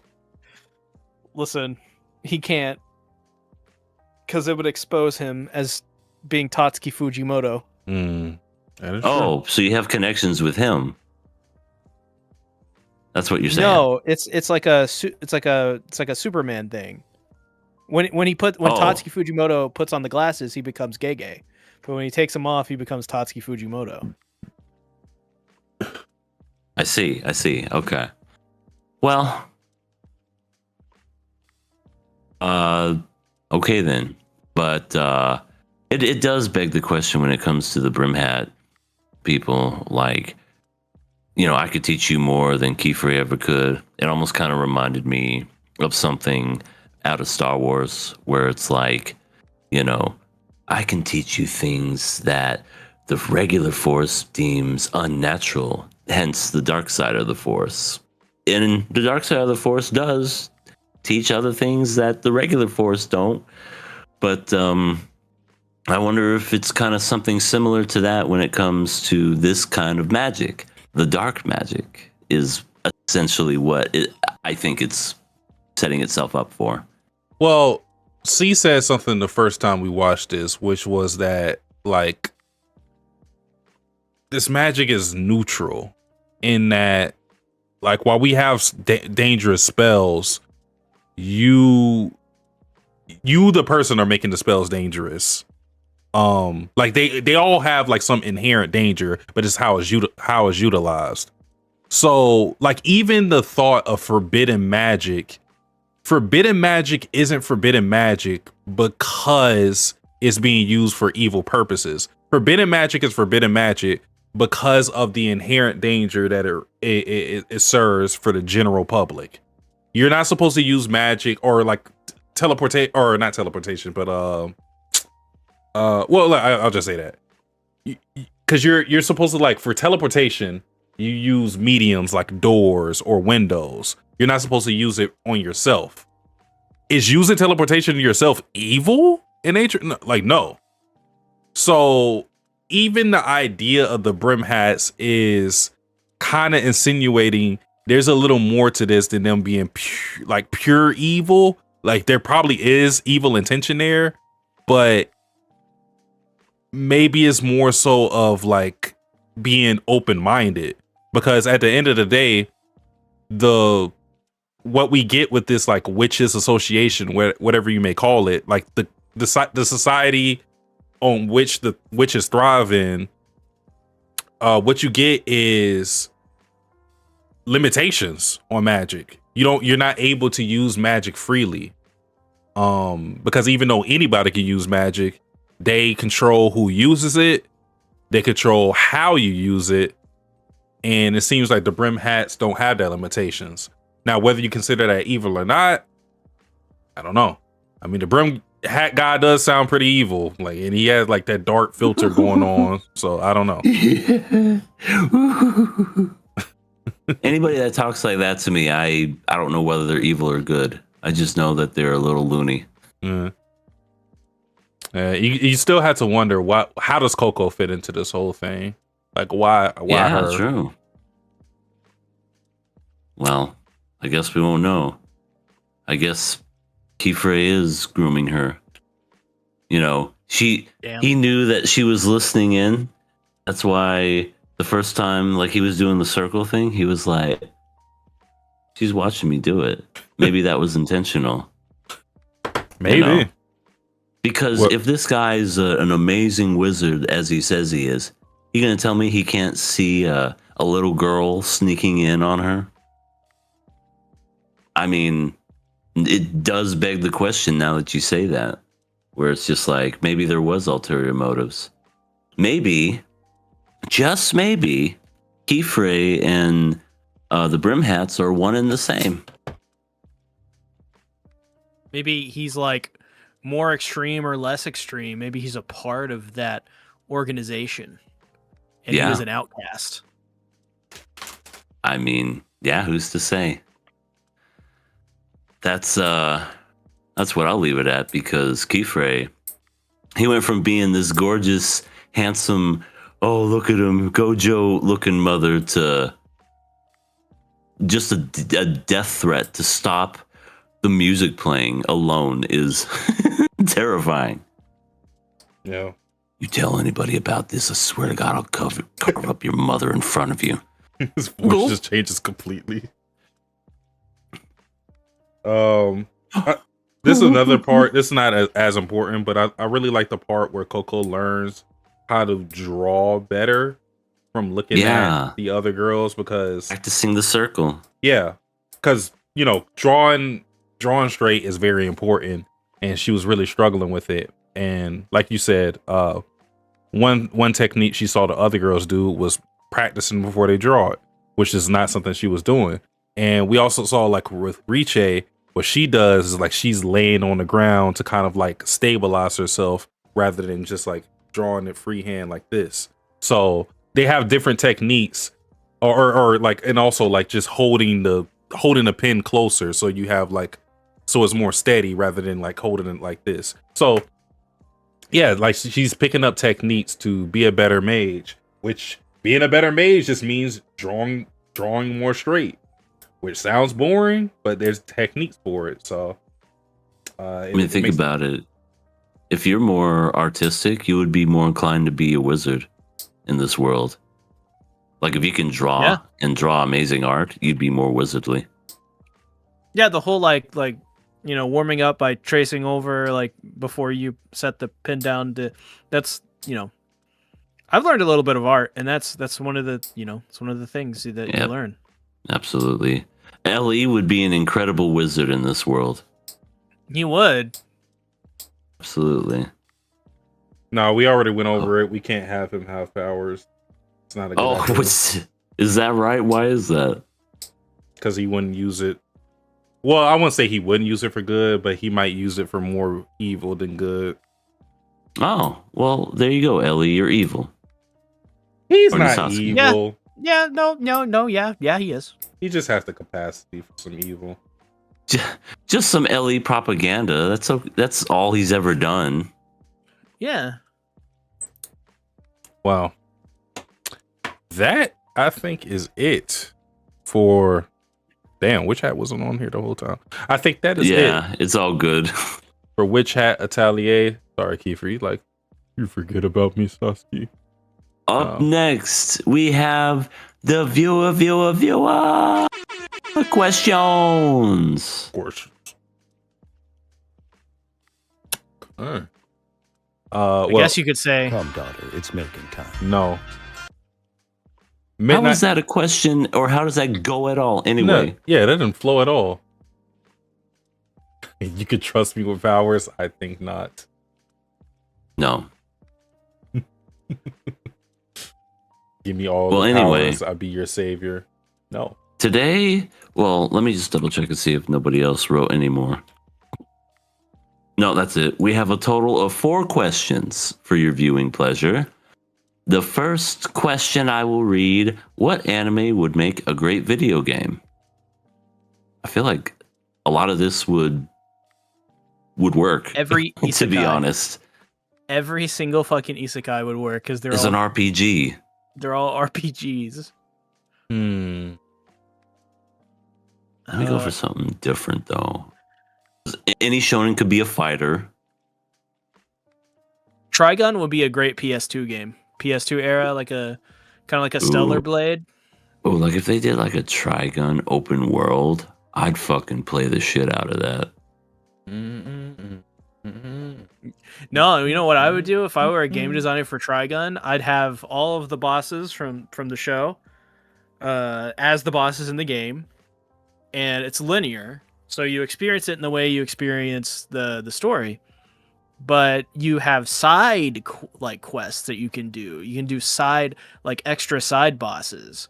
You can more of emphasis on when you have like a big story moment, you go into have a flashback on the seed ship, and you get to walk around and do stuff and talk to people, and you have the game culminate with the fight with knives.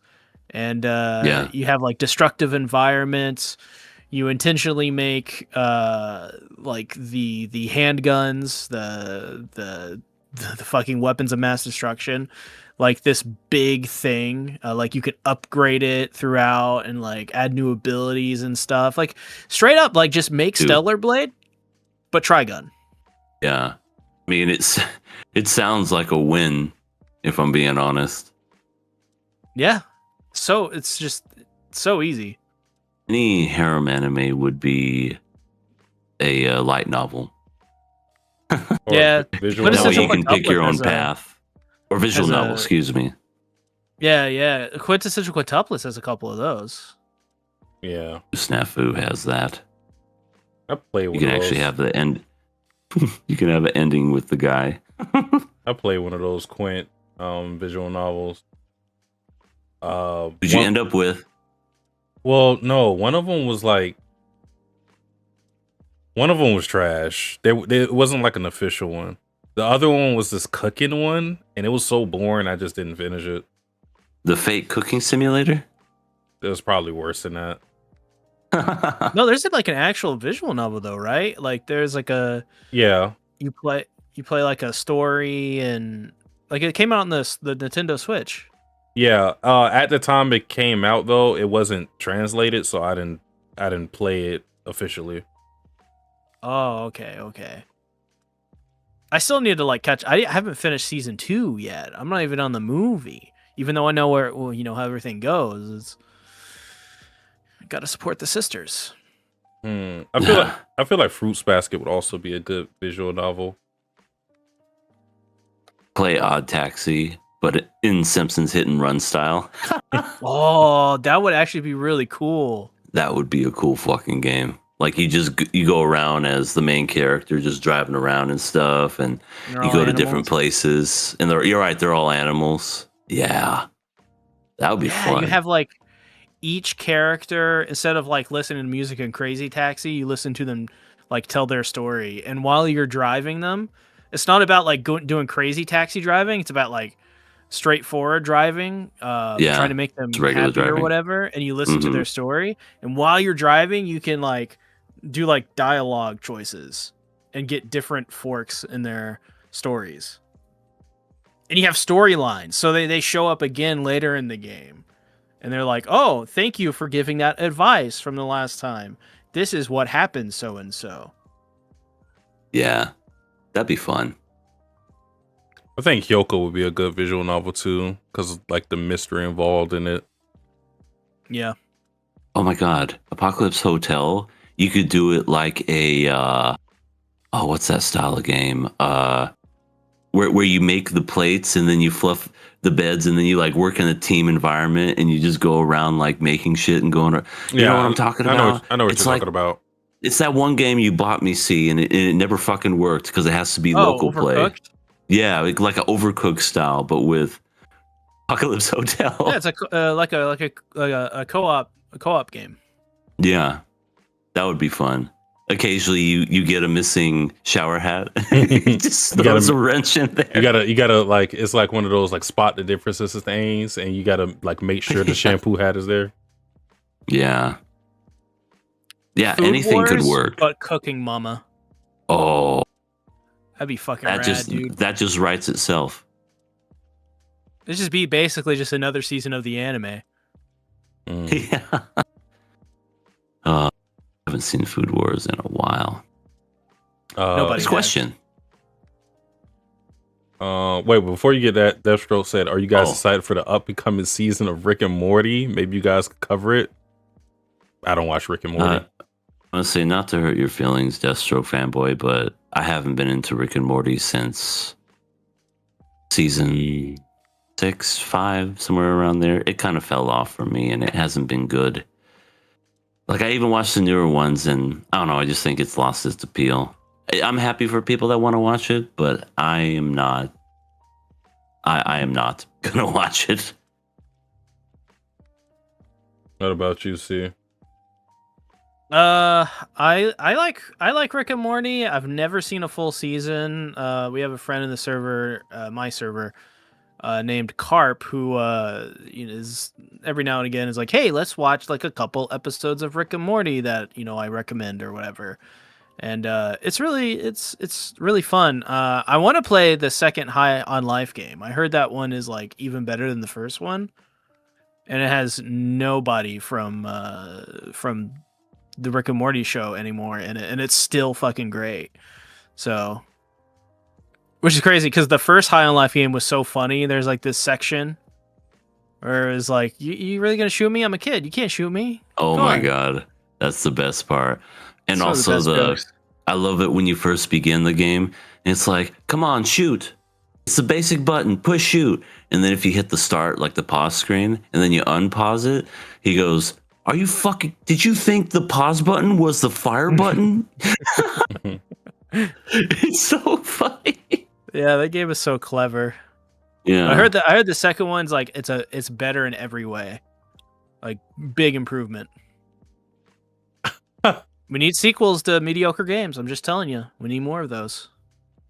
The second question is: you have been hired to fix a villain's image. They are rebranding. Oh God, not It's again. got to be a major shonen villain. You want them to feel like a friendly neighbor face. Who are you rebranding? Examples: Orochimaru, Frieza, etc. We gotta be the PR team. We can pick anybody. Okay, well, but we got to make this fun. It has to be a shonen villain that never like changed. So it can't be someone easy, like let's say like Nico Robin from One Piece. It can't be someone like that. Frieza would be just tough. I think it would be impossible. You can't change that face at all. He's too ugly for a rebrand. You would do like you spend like $200 million and you would like come on TV and be like, "You monkeys!" Gonna destroy all of you. In fact, fuck this planet. One finger blows it all up. That's exactly how it would go. Oh my god. As his agent is watching and getting vaporized, he's just face palming. all that money and time wasted.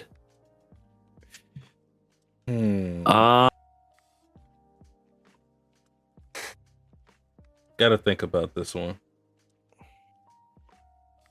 It's a couple of I think different we shows can, I'm looking at. We could probably rebrand Lord Eisen.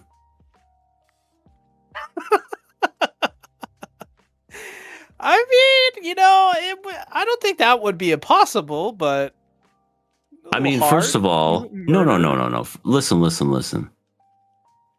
This is all about feeling like a friendly neighborhood face. His face is already like there. It's handsome. It's gorgeous. Pretty much everything in Bleach is just beautifully. There's no ugly people in Bleach. You have him rebranded as a glasses model, and because he already wears glasses. It's cool already. He's a villain. He wears glasses. That's kind of like something that doesn't really go together. I mean, obviously now it's a cool thing, but I feel like he was the staple and the exception back then. And, you know, just have him like rebranded, new Eisen frames. Get you new frames today from Eisen himself. He's no longer a villain. He is a model, and he sells these, and he has to test its durability. And he'll do like a Bankai or something like that on it. Doesn't break. Doesn't even crack. And people would buy that shit. They'd be like, Eisen, you're all right. You know what? I think you're all right, my guy. And then, you know, I think it would work, you know. Handsome face, wears glasses. He may know everything about you before it even happened. Like he's known you since you were a baby. But I mean, other than that, he's a model, rebrand model for his glasses. Huh. Oh, this is so hard. It's so hard to pick one and then like create a plan. It's so difficult. Oh, I got one. Hear me out. Isabella, The Promised Neverland. Oh, I feel like God. No, that's kind of cheating. That kind of breaks my own rule in a sense. But it doesn't. It doesn't for the anime, I guess. Right. What if you just say from the anime? Yeah. That way, it's not cheating. Yeah.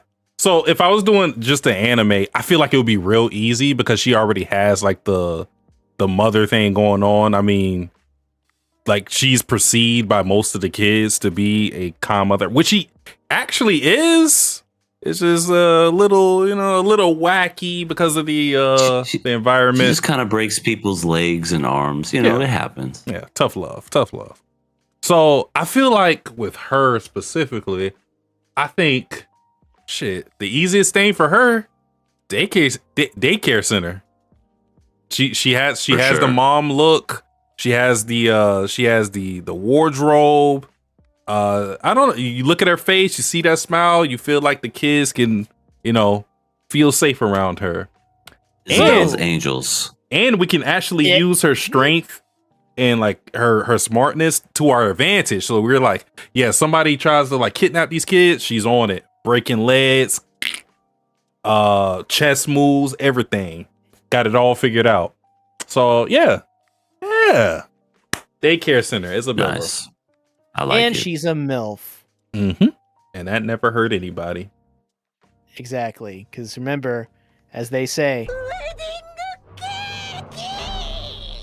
they don't say that. I don't know if that. They don't say that at all. See, come on now. Oh. Well, as Who's they your say. person? Oh, okay. So yeah.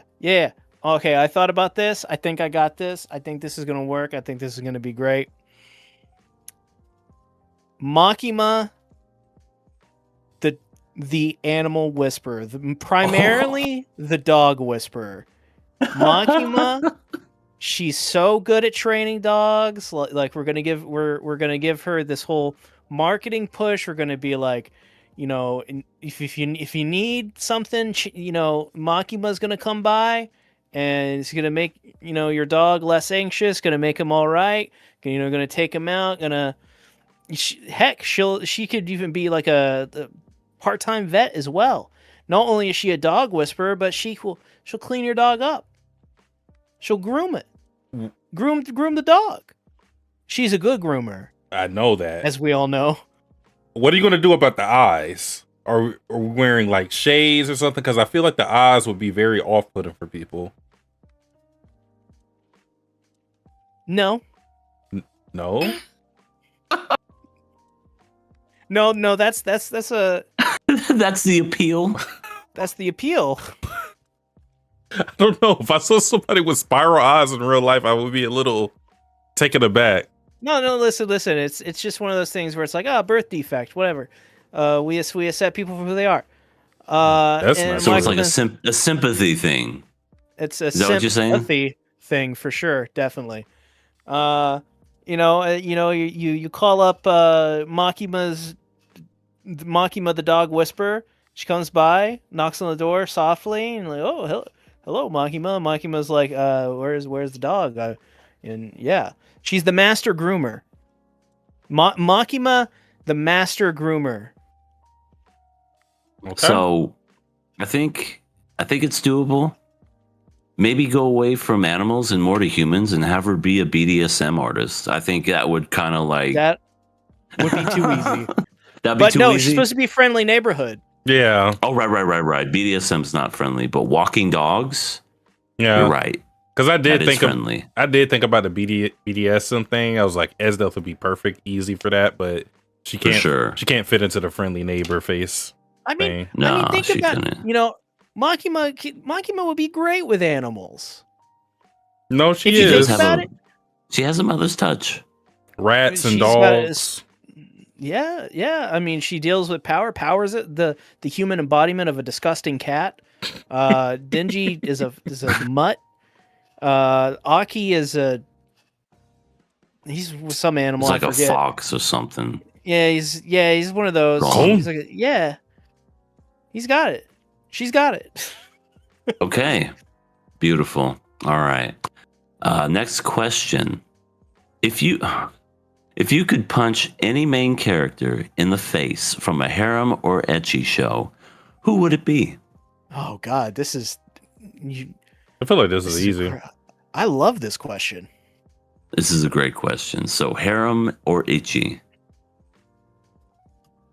The etchy part makes it a little harder.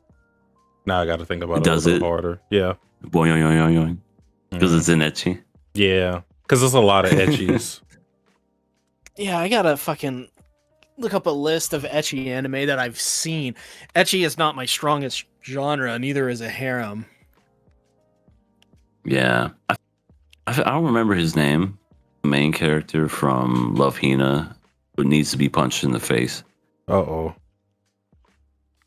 He doesn't know how to handle all those baddies, and yet they still like him for what he is. And it's like, dude, you getting punched.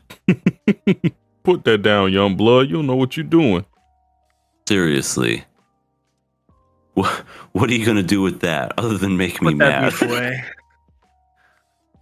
But Nejima, that's a good one. Lightning Ego. That guy is so fucking annoying. Etchy. Can't you see? God, this is so difficult. This is really not my genre. I thought you wanted to punch Kirito multiple times in the face. Isn't that kind of a harem? Yeah, I mean, it's a harem element, but I feel like it's too easy. Like, just pure... Like, the only ones I've ever seen were, like, High School DxD, High School of the Dead, a lot of high schools, and Monster Musume. Yeah. So, those are the only three I know. I'm going to go with Monster Musume guy because he... no, I've only seen the first episode. But, what's Snake Girl's name? Mia? May? Mia. What's her name? Mia. She's great. We love her, basically May. It's the same voice actress. Amazing, by the way. Great character. We love her for who she is. Very charming. Big giant long snake. Yeah. And Lamias are, historically very easy to like tropes in fantasy. But I'm gonna say that guy because he jerks her tail off in like the first 5 Dude. minutes, and it's very weird and kind of cringes me out. So I'm And, gonna go you with have him. May's voice actress saying, "I'm coming." Yeah, yeah. Can I pick 2 people? Let's do it. Let's get a 2 for 1. Because the first one is very easy. Kazuya from Rent a Girlfriend. Very easy. Duh. You know what? I changed my votes. That is the winner. How could I have forgotten? Maybe because I wanted to block it out of my mind, but you're right. That dude deserves not just a punch in the face, but good old pistol whipping. Damn. I said it. Jesus Christ. Oh my God. I hate him too, but I don't know if I'm gonna pistol whip him. Wait, what is the whatever you incest don't want to anime? do, I'll do it. What that narrows it down. See, there's like so many. I think it's like Oreo or something like that. Where he Oreo? marries his sister at the end. Oh, he's got, like, Orihime fucking or hair something. Mayo. Suit? Or Mayo. Yeah, that one's pretty bad too. Yeah, that guy deserves The, a punch. the one with the sister who has like the orange hair, I think. Something like that. Yeah. Oh my God, Kiss Sis. Thank you, Midnight. That's another one. Not just the main character, but everyone in that show deserves to get nuked out of orbit. Yeah, Like literally anything, drop a bomb. Anything Rent a Girlfriend guy does, all of his MCs need to go. Him in general, need to punch him in the. No, I'm just kidding. You bring the pistol. Show me where to go. I'll probably punch the main character from Elfen Lied too, Kota, because he's stupid. Oh my God, he is the most stupidest character in the world. And like, his cousin has the hots for him just because he said in passing one day, yeah, we're gonna be married forever. And also, what's her name? Lucy / New. Mm-hmm. Worst character. Everybody thought she was so cute just because she was going, yeah. And then what does she do to win her man back? Hey, remember Kill his that family. song? Yeah, kill his family. Kill his family. Hey, remember your sister that I ripped in half and your father that I decapitated right in front of you? Do you remember this song? La la la la la. I think if what? I remember the plot, it was all because like he missed like a date or something. Like he went on a date Something with stupid. his cousin instead, or yeah, it was something like that. Like they went to the festival or something. Yeah. Yeah. I have the DVD box set for Elfen Lied, the original one. Same. I thought that shit was the greatest thing since sliced bread when I first watched it. It has aged terribly for me. And so is by the way, the box case. It's pretty rough now. Mm. And I can't. I loved that fucking. Wow. We're just a A bunch lot of of- edgy fucking shitlords back in the day. I mean, that's really We really were. we really were. Now we want to punch a lot of people in the face. Yeah. Now we say things like, Come, daughter, it's milking time. You do. That's you. Specifically, only you. and also stuff Look like, what you did. and also, That's a good one. Yeah, we can changed. Let's get to the last question. Sasuke, did you want to read this, or I think he's gone? I'll read it. What training arc do you think you could realistically do? Like Roshi's training with the shell, or King Kai's planet, or Ichigo's Bankai training, or Hyperbolic Time Chamber, or One Punch Man 100, or any others you can think of. So basically what they're asking is what realistically is a training that you can do in these anime that's may or may not be realistic. Akane's training. True. That's very true. I mean, honestly, work at a restaurant for a week, that's pretty damn good. That's pretty good training. Makima's training. No, I'm just kidding. Maximus training. No, it's funny. I've been interested in doing the One Punch Man training thing I heard it works. From what I hear, it's very good for you, like really good for you. It's hard to do if you've never done it before, but like it takes you have to work up to it. Yeah. Apparently, it's very similar to workouts that boxers do for stamina. I could see that. It's very high intensity training. 100 push-ups, 100 sit-ups, 100 squats, and 10K jog. I used to do 260 squats a day. Get those numbers up. when I was like 24, 25, I was doing straight up 260 squats a day. Damn. Every day. You had to have bounced a quarter off that ass. Yeah, well, yeah. Here's C tactics. Bam! Holy shit. I'm getting back into working out finally, and I can do 30. That's about Nice it. and slow. Hey, do what you gotta do. I'll get back 260 in no time. I love squats. Yeah. I mean, realistically, because especially there's a lot of physical ones. I don't know if I could do it, especially with a shell on my back, like in the original Dragon Ball. I mean, I know once they got the results, they could jump like 1,000 feet in the air. Obviously, that wouldn't happen in real life. But, I mean, it's just like high cardio and also training with heavy weights on you and everything.